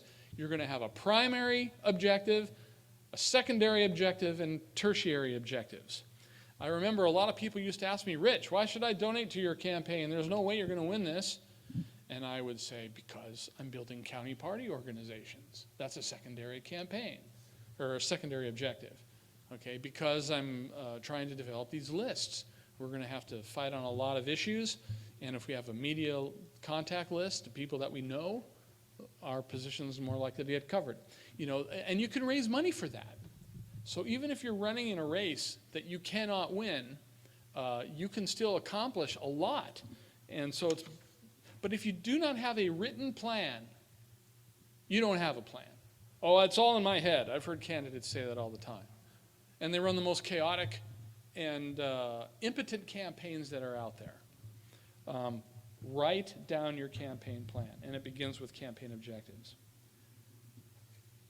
The next part of your campaign plan is a district overview and an analysis, and based on that, a campaign strategy. How many voters did it take for the incumbent or the last office holder to win? And what are the income levels? U.S. Census Bureau will provide you with that information for the various zip codes. What is the voter registration? Is this a liberal district or a conservative? Analyze your district. Sometimes it's a very small district. Sometimes it's huge. Whatever it is, analyze the district. And what you will see is that you will see trends in your community as you analyze the district that will lend itself to forming a particular campaign strategy. What issues are you going to emphasize? What issues are you going to downplay? Hey, Rich, we're going to interject here. A quick question for you. Yeah, go ahead. I want to say something. I ran for my water board. I had all the right comments. I had signs. I walked to all of my houses with very small exception. I had signs on the road. I had never done anything like this before. I did not spend the $25 to go into the voter pamphlet, and I lost by 27 votes. But the more interesting thing is that I didn't even intend to run against this one gal. There was 2 positions that were available, and I wrote the wrong one down on my paper. Mm-hmm. I meant to run for 8, and I wrote 3, or vice versa. And once I realized what a great gal she was, I kind of felt like a heel running against her, because she was really good, but I did it anyway. Mm-hmm. And I just want you to know, $25 can be the difference between 27 votes. Yep. It's how I got elected to the water board my first time in, I think it was 1999 I got elected. and I was running against an incumbent, I filed a voter pamphlet statement and a photograph, but the incumbent did not. Okay, that's how I got elected. Now, in 2003 and 2007 and all of that, I had opponents in every race. And all of the races for re-election were the same. It was roughly 60-40, 60-40, 60-40. Once you are an incumbent, it is really hard to, throw out an incumbent for local nonpartisan office unless they've done something heinous. And that's why it's important to just get on the first step of the ladder. I want to say, as sort of an aside, that Greg Burnett over there and I are working together, and we are trying to come up with what you call a campaign in a box. It's going to be called Soapbox, and it's going to have all kinds of stuff in it, like filing forms and official manuals and training documents and all of the links to videos and all that sort of thing. So we're going to be working to develop that in the weeks and months ahead. Okay, so once you have a strategy, approaches toward achieving your objectives. Okay, for your primary objective, you want to win, you're going to come up with approaches, campaign approaches. And I have an entire unit on that I'll get to if I have time. It's how to campaign with little or no money. That's actually the next training unit, and it's going to be there. Or it could be, if your goal is, you have secondary goals, I'm going to talk to every reporter that works for the Beaverton Valley Times. Or I'm going to try and get donors that'll contribute, $1,000 or whatever it is. You want to come up with approaches, and you want to come up with quantifiable goals. I will talk to 100 people a week by knocking on doors. These are all different approaches. Once you have analyzed you've picked a race, you've analyzed your district, and you are building a campaign plan, that campaign plan needs to include an analysis of the district and strategy, and based on that, approaches or tactics toward achieving your objectives. You need a calendar.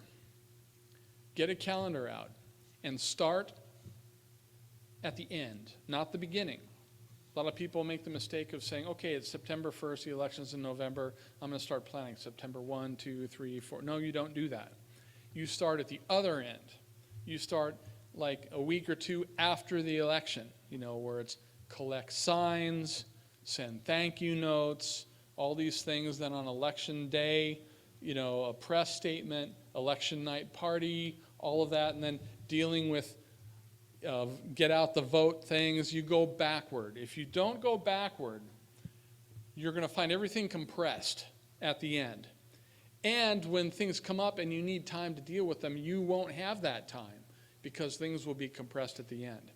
And also, starting from the end and working backwards sort of forces you to do some thinking, because issues will arise based on what you have on your calendar.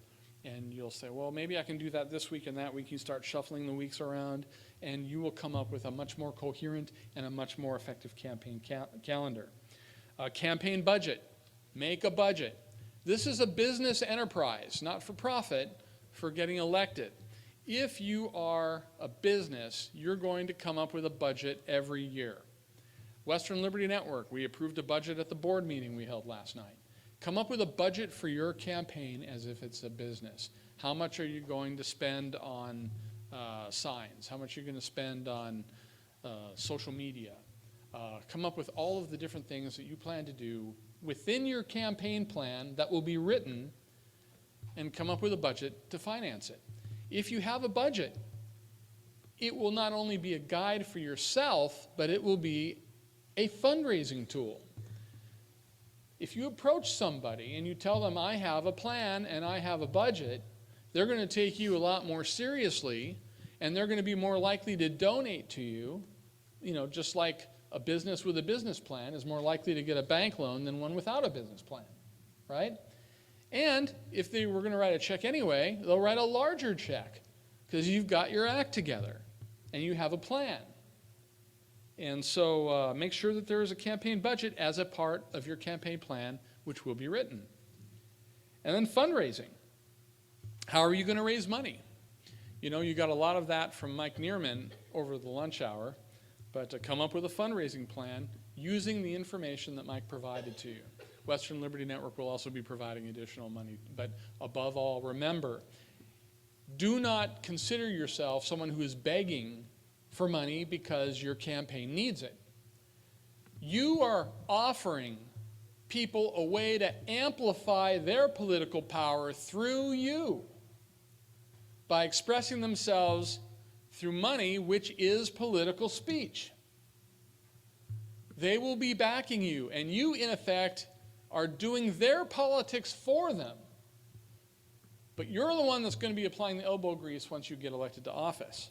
This is valuable. And you are therefore exchanging value for value. And there is nothing more honorable than that, as if you were selling any product. A donor can say yes or no. You're saying, okay, this is my value proposition. I'm running for this office. This is why. These are my objectives. Here is my campaign plan. Here is my budget. Will you help by writing a check? If elected, I will promote your values. What do you say? Will you write a check? And they might say yes, and they might say no. Just like I've got an AMC Pacer. Okay? It's a great car. I love it. It's big. You know, looks small on the outside, big on the inside. Would you like to buy it? Okay, the customer might say yes, they might say no, but nobody's humiliated here. You know, nobody looks weak. It's just a proposition that people can take or not take, and it's okay. So if you're saying, look, this is my value proposition as a candidate, will you donate? You can walk away from a no without feeling at all embarrassed or diminished because you have offered a value in exchange for a value. Just because the other person doesn't want to make the trade does not mean it was not an honorable proposal. Once you get this into your head, you reframe the idea of asking for money. It's no longer hard. I'm going to do it right now, okay? I'm proud of the training that Western Liberty Network has provided. I think we do a pretty good job, the volunteer trainers, myself, my wife, board of directors. If you want to keep this ball rolling, make a contribution. You know, either leave cash in the envelope or get on the website and there's an envelope right there. But you see, I'm not embarrassed. I'm offering a value proposition. I'm saying this is what we do in the political realm. If you assign value to it, then help us keep it going. There's nothing embarrassing about that. And if you are running for office because you are proud of your country and you want freedom and you want liberty, why on earth would you be embarrassed with that? I'm giving you an opportunity to amplify your political voice through me as a candidate you can support financially, and the bigger check you give me, the more I can amplify your voice. What's dishonorable about that? They could say, no, thanks, it's a bad time, I don't have any money, and they might say no, but you'll be surprised how often they say yes, and you'll be surprised how often a check that might have been $100 turns into $1,000 because you have a written campaign plan, you've got a value proposition, you've got your act together. You do not have to be a genius to do this. You do not have to be a political veteran to do this. Hey, I need a time check. How much time do I have left? I don't have an agenda in front of me. Okay, what time is? Okay, so we're good. Any So we're good. questions? Am I talking too much? Okay. Are there any questions on Zoom? Any questions in Questions, here? comments? Okay. Sure. So you mentioned that the WLN is going to be creating these candidate packets with resources for them to use. Is there any resource that candidates can go to that is a one-stop shop for media resources such as radio stations, online websites, newspapers, that has contact information, and I realize it's fluid, but who to contact, whether this particular radio station is conservative or liberal. Do I even waste my time trying to contact them when Right. I know they're, you know what I mean, you know where I'm going? There is no one-stop shop yet that I'm aware of, but that is the kind of thing we're trying to do with Absolutely. this soapbox. Yep. You know, I have hired interns to do surveys of newspapers, radio, and television stations, because you know you can, even if you know how to contact these businesses, getting to the right person is tough. You know, who are the reporters? Which reporters are on the political beat? Who are their assignment editors that tell them what stories to cover and which ones to ignore, right? And these names, as you said, it is fluid. They change constantly because these are poorly paid positions. They're overworked. They get fired a lot.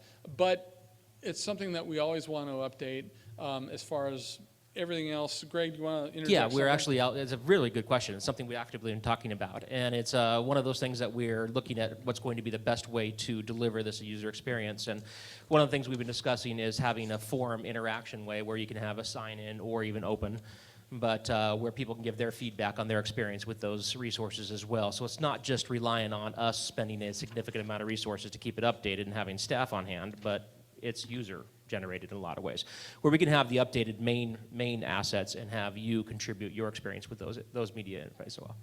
Sure, of course. So it'll be, a lot of this is going to be community sourced, which is, I think, the power in that. I saw a question over here someplace. Okay.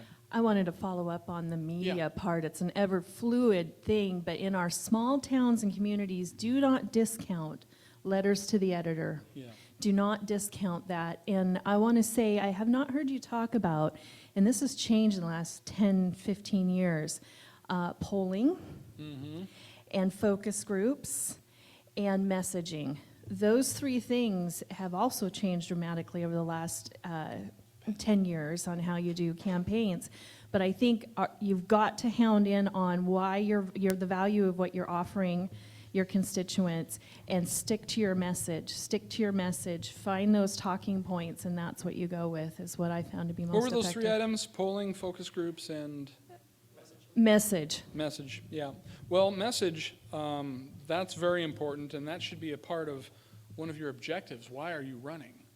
You know, because you want to achieve some things. Now, as far as polling and focus groups goes, frankly, for most of these positions, like cemetery control board, vector control board, those kind of things, you're not going to poll for those. You know, you'll have a good sense, you know, if you knock on doors of what people are thinking about. And the same thing for focus groups. But that's not true for races like Jeanette's over here, running for the Beaverton School Board. That's a large race with a big constituency, and focus groups and polling is important there. I don't focus on it because the vast majority of the positions I train people to run for are very small positions. But it's a good point. Although with respect to message, every candidate should have a reason why they're running. That becomes part of your message. There's Yeah. also polling data that's available tangentially. It's not more formal. It's available from higher sources if you're, you know, people running for state rep office or parties on request. Of course, it's up to their discretion whether to disclose it to you, but it is available if you do have a necessity for that. But like Rich says, it's mostly not necessary until you get to state rep or school board seats or something larger. Okay, there was Question over another here. question over here. You said that we should apply for every office or get all the applications for every office that's open. Where do I find that information where all the open offices and get those applications? Go to your county elections office. From the Secretary of State website, they list all 36 county election offices. Call, and they will tell you all the positions that you are eligible to run for. They've got all that info. Another question? Yeah. Yeah, it's actually just to jump off of that comment there about the offices. There are some of the nonpartisan organizations in Multnomah County. The League of Women actually has a list of every office that you can run for. And so there are some organizations that have already done the legwork. The county level and the city level, it's a little bit of a nightmare to go through to find something, but other organizations have done some of this work you know, whether you agree with them or not isn't the point. The fact is they already told you all the offices, and, you know, like water boards are a perfect example. I had no idea how many districts we have, but they're out there, so it's about finding an organization that's focused on that, I think. But that's just a comment. You know, it's interesting, the counties, there is no standard on how these offices are listed. Some of the counties have it in a Word document that they will send you, a list. Some of the counties have Excel spreadsheets. Some of the counties use a program that generates a PDF document that's formatted in a completely different way. Some of the counties are the same, but there is no standard at all. So every time when we try to find out who's running for office, we've got to pull down information from 36 counties, and there are probably about 18 variants of how this information is presented, and then get it entered. It's a job. Rich in the back here. Yeah. When Jeff Reynolds was running for Metro, he had the regular campaign calendar that his campaign manager kept. Then he assigned a friend, which was me, to make a Word doc with each day each page of the Word doc a different day. And I would fill in as many public events where he could meet multiple people as I could find. And I would go through newspapers and find community events in all the different areas where he was campaigning. And then if he had just some time open up in his calendar, he could go to that day and see if there was something that he could access during that time block so that he could get out and meet more people. So anyway, it was a different approach. I hadn't seen someone do that. Sure, sure. Other questions before I go on? Joe Ray's got a question here. Okay. Yep. And those folks on Zoom, if you want to, text a question in to Mike to relay off, or we can do an audio with audio as well. Yeah, Go you'll ahead. see at the bottom of the screen there a little chat bubble there. If you click on that, you can go into the chat room of the Zoom call, and then I can either relay your question to Richard, or I can run your audio directly in. Yeah, and Greg, if you get a chance, could you run me up that Diet Coke? I've got a catch in my throat. I'm going to try to take care of it. Yeah, go ahead, So, Jory. 2 questions. The first one is press releases. Yes. Your thoughts on those, because I've noticed in our campaign, we sent out press releases and they went into the, cyberspace. Yeah. The second one, which I don't see on here, and we don't know how long this crazy COVID conundrum for campaigning is going to last. Mm-hmm. Campaigning in the COVID world. Well, would I'm be going to really helpful for small and any Right. size. One thing that we do not have training on yet that is in development is how to write a good press release. Press releases, I think, are indispensable. At the local level, 9 out of 10 times your press release will get ignored, but you will have it, and it'll be on your website, and it'll be in your social media. But 1 out of 10 times, they'll pick it up. You know, one of the things that folks don't understand, and this is in our dealing with the media training, is that most reporters are not evil. Okay, now we know that most of them are liberal, but you know what they really want? They want to go home, and they don't want to get fired. You know, I knew a reporter who worked for the Sacramento Bee and worked for a couple of community newspapers. And what you find is, yes, they're probably liberal, but you know, they are given 4 or 5 stories by their assignment editor. They've got deadlines they have to meet. They're always panicked. They're overworked. They're stressed. They're underpaid. What they really want is to go home and not get fired. When can I go home and make dinner and watch TV? When can I go home and be with my wife or significant other? When can I go home? This is what motivates most of them. They come in thinking they're going to be the next Woodward and Bernstein, but they get into the grind of it, and then they start writing a screenplay, thinking that they'll make it big in Hollywood, and then they end up going into marketing and advertising. You're right, but while they're there, Nothing wrong with that. Yeah, so he's a marketing guy. You know, but while they're still a reporter, what they really want is to go home. So if you can make it easier for them to do their job and easier to go home, even if you don't agree with them ideologically, you are gold to them. Having worked in a news station for a lot of years, a radio station, and now being in marketing and advertising, I can attest to everything you're saying, for sure. Yep, that's right. If you write a press release and they need to do a story about you, I've written press releases and they just printed them verbatim. 100%. The Wallowa County Chieftain, not the big papers usually, but some of the little papers, they'll do it. Write a press release. We will be providing a training document on how to write a press release. On the rest, campaigning under COVID, the next section I'm going to go into when we burn through a couple of more questions here is campaigning with little or no money. Most of these things can be done with COVID. Okay, is there another question? Let's take two more questions before we go on. My name is Stacy, and I recently decided to run for Springfield School Board, and I've never done this before, so I have all sorts of questions. But one I'll throw at you right now is, when can we start campaigning? Do we have to wait until we file? No, we still have a First Amendment in this country. And so if you want to start campaigning now and knocking on doors and shaking hands and kissing babies, with mask on, socially distanced. And what about fundraising? You can start raising money right away, but you should think about, depending on what you're running for, fill out the form that says I will not spend more than $750, or I will form a PAC, but I will sign the form where I will not spend more than $3,500, but find out about that. But you can start today. Yeah, and I think there are deadlines. If you get a check, you've got to form your PAC within so many days. Call the Secretary of State's office. They'll help you out.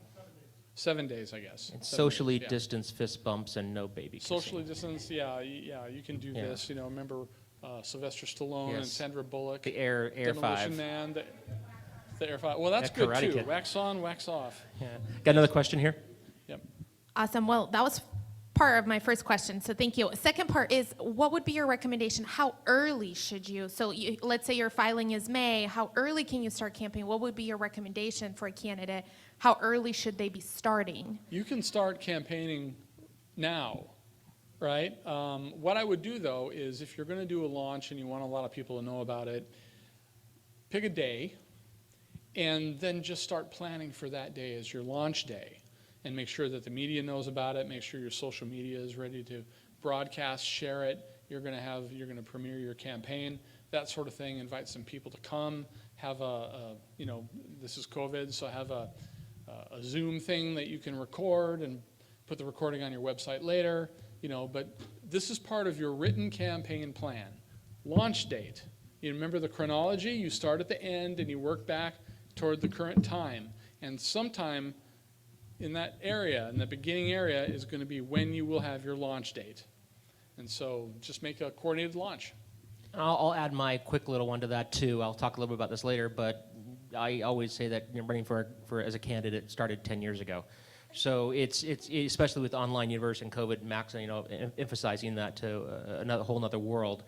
We have a candidate here that we started at this conference last year on social media, getting ready to win this year.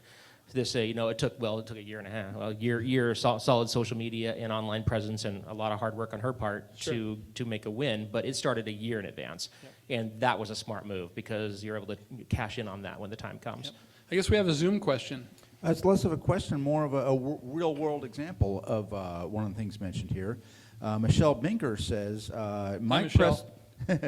My press releases for my state representative campaign were often run verbatim with minimal additional information or follow-up from reporters.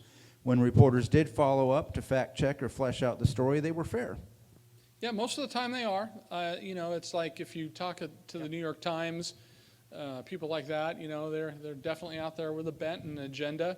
But if you get down to, the Medford Mail Tribune or the Beaverton Valley Times or the State and Mail or any of these kind of things, most of them, they want to do a good job.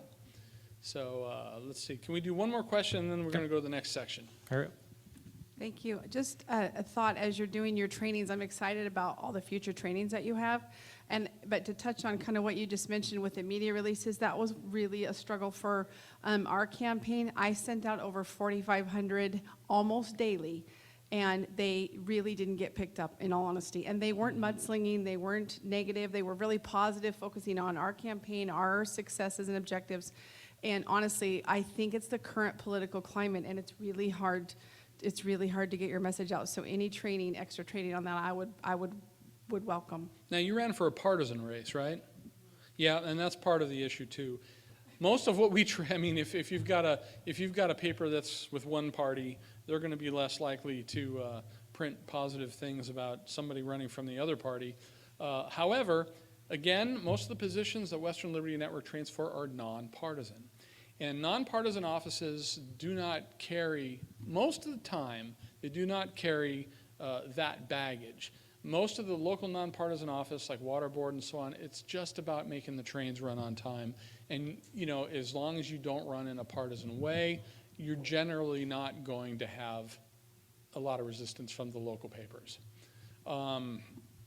Let's do one more, and then I've got to get moving on. Otherwise, I'm going to miss some content that I think is important. Okay, so if you are running for a race and you feel like you're probably not going to raise that 750, like you were talking about, you're not going to raise more than that. Mm-hmm. Those individuals who give to your campaign cannot claim the can they claim the $50 contribution?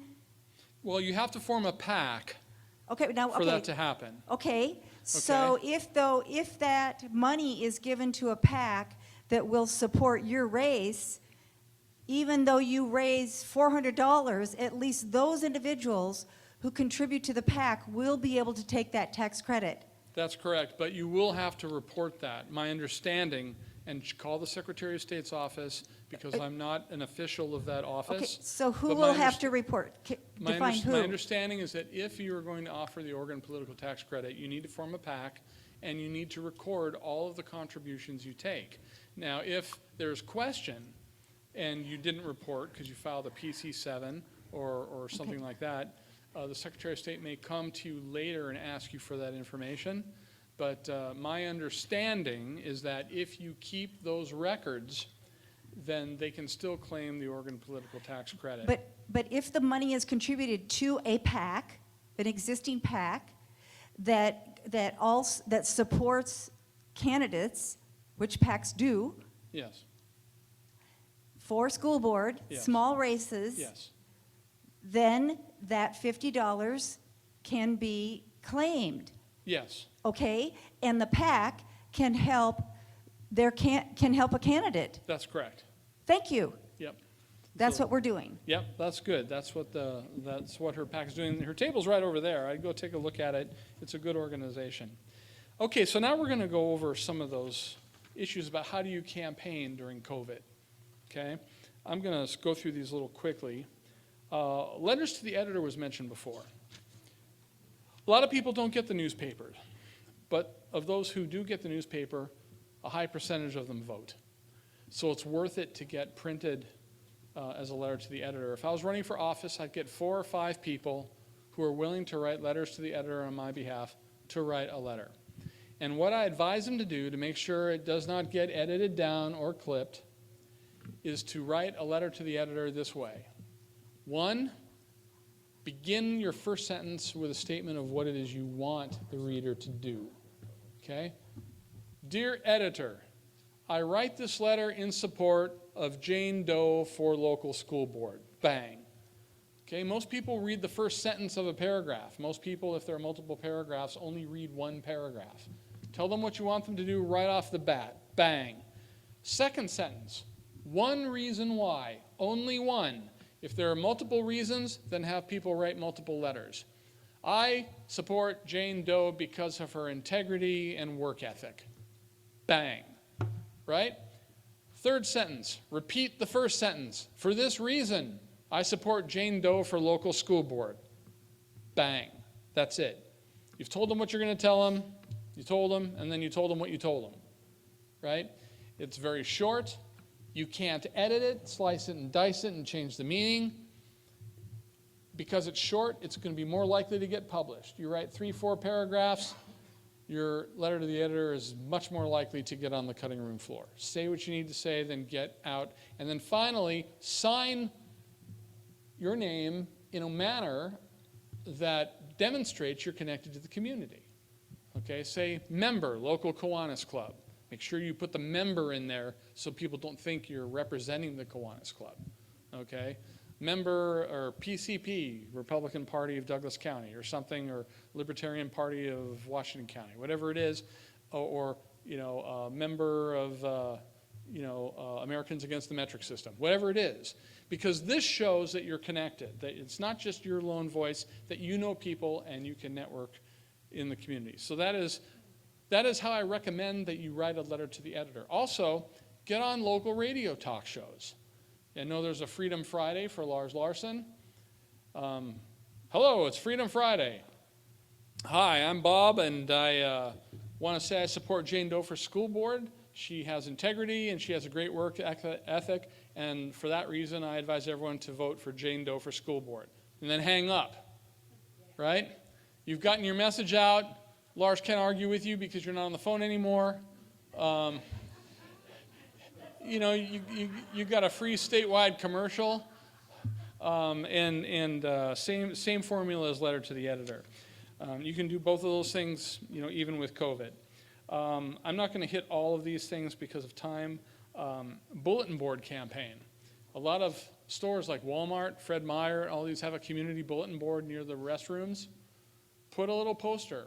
They don't like political posters. They'll tear them down. But how many people are going to see it before it comes down? Right? Go ahead and do that. I like to put up signs in apartment buildings. A lot of apartment buildings have laundry rooms. And so, they don't have washer and dryer in the apartments. They've got laundry rooms.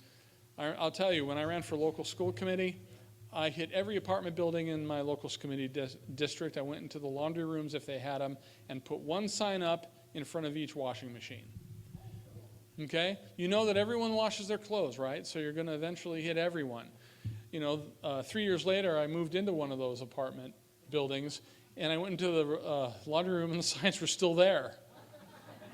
Right? How many people saw this sign, right? It doesn't cost a thing. I would lobby local and legislative office holders to endorse you. Okay, say, look, I'm running for local school board. I would like your endorsement. And they'll say, yes, I will endorse you. Or no, I will not endorse you. And if they will not endorse you, find out why. Okay, whatever the answer is, you'll know if you've got a friend or not, right? And you'll know what their thinking is, and you'll learn about something. What else do we have here? Testify before other public boards. Most boards have a time on the agenda called open communication, where you can get 3 minutes of glory to talk about things that are not on the agenda. We'll have a question here in a second, Greg. Get on there and say, hello, Tualatin Valley Fire and Rescue. I'm Richard Burke. I'm running for Tualatin Valley Water, Water District. I want you to know that if I'm elected, I look forward to working with your board, whatever it is. Public access television broadcasts it, a lot of these, and you get some coverage. And people do watch these things. I remember once when we had our Libertarian office in Beaverton, in downtown Beaverton, there was a parade, an annual parade that goes right by the street, and I was just standing there. And after being on public access television for the Water Commission, a McDonald's float went by, and there was a Ronald McDonald. And Ronald McDonald stood up, and he goes, hey, you're that commissioner guy. Right? You don't know who's going to see it, right? But it doesn't cost anything. Submit a voter pamphlet argument. If you're a candidate, you must submit a voter pamphlet argument. No, it's not legally required, but it is the most efficient advertising that you can get. It goes into every voter's mailbox. You've got to file a voter pamphlet statement. Signs, you know about signs. And hold an election night party for all the people who have helped you. Thank everybody. Make sure that you have an election night event. If several candidates are together, hold a combined election night event. You can share stories. You can discuss what you learned and what went well, what didn't, and just have some good camaraderie. Are there any questions? I think there was one over here. Yeah, first of all, there was one that earlier brought up was a really solid point that we don't want to diminish local media and upstart media that's coming, the new grassroots. There's a reason why they're nationally, especially, are going after a lot of these podcasts and a lot of these YouTube channels and so on. it's not because they're annoying, it's because they're dangerous. And a lot of these people have a lot larger audience than even mainstream media on any given day. And with print media digested online now, it's even more important to talk to these other people that have their own publications and small grassroots media. A lot of them. That's true. And they have a lot of That's true. significant power, and also talk to your audiences that can also push on your word. Yep. Couple questions. One I had was when you were saying trying to get endorsements from legislators. If your local political climate isn't the same as necessarily the legislator that's endorsing you, can that endorsement actually hurt you, especially like on a school board run? The answer is yes, and that's why this is part of, in your campaign plan, you're analyzing your district, and you're coming up with a strategy based on that. And then as you write a campaign plan, you want to make sure that the campaign plan is consistent with your strategy. So in some cases, it may not be a good idea. So, but you know, if a state legislator has a district, yours is a subset of that district, and yours might bend one way and the district overall might bend another way. Go down another level.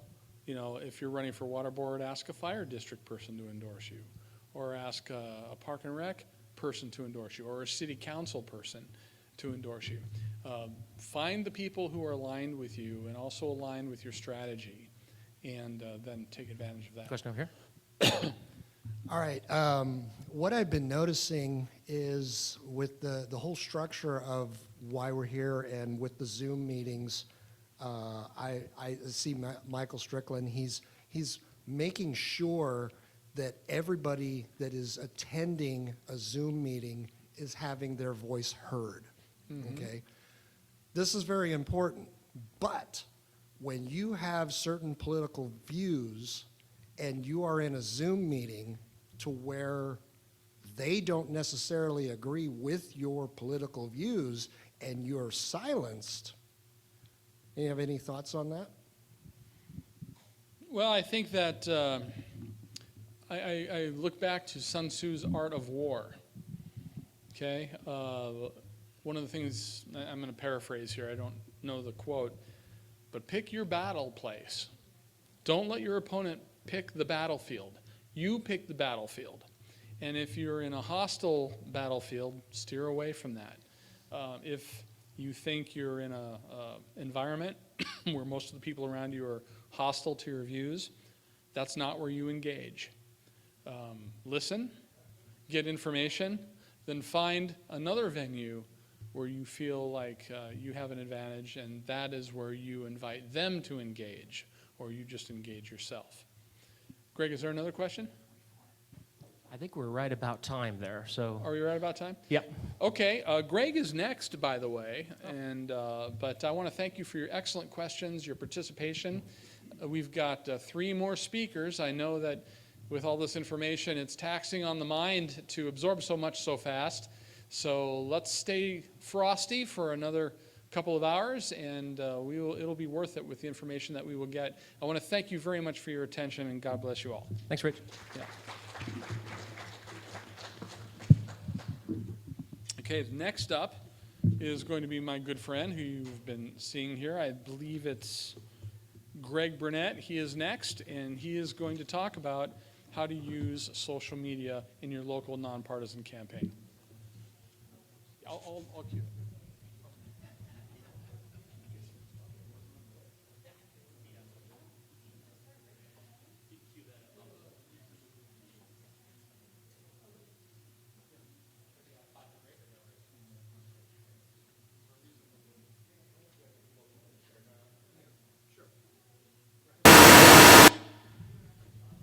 Hey, while we cue this up, let's take a quick little 5 to 10 minute break here so everybody has a chance to stretch a little bit and maybe run to the restroom or whatever. It's been sitting for a long time. So thanks. I'll be right back.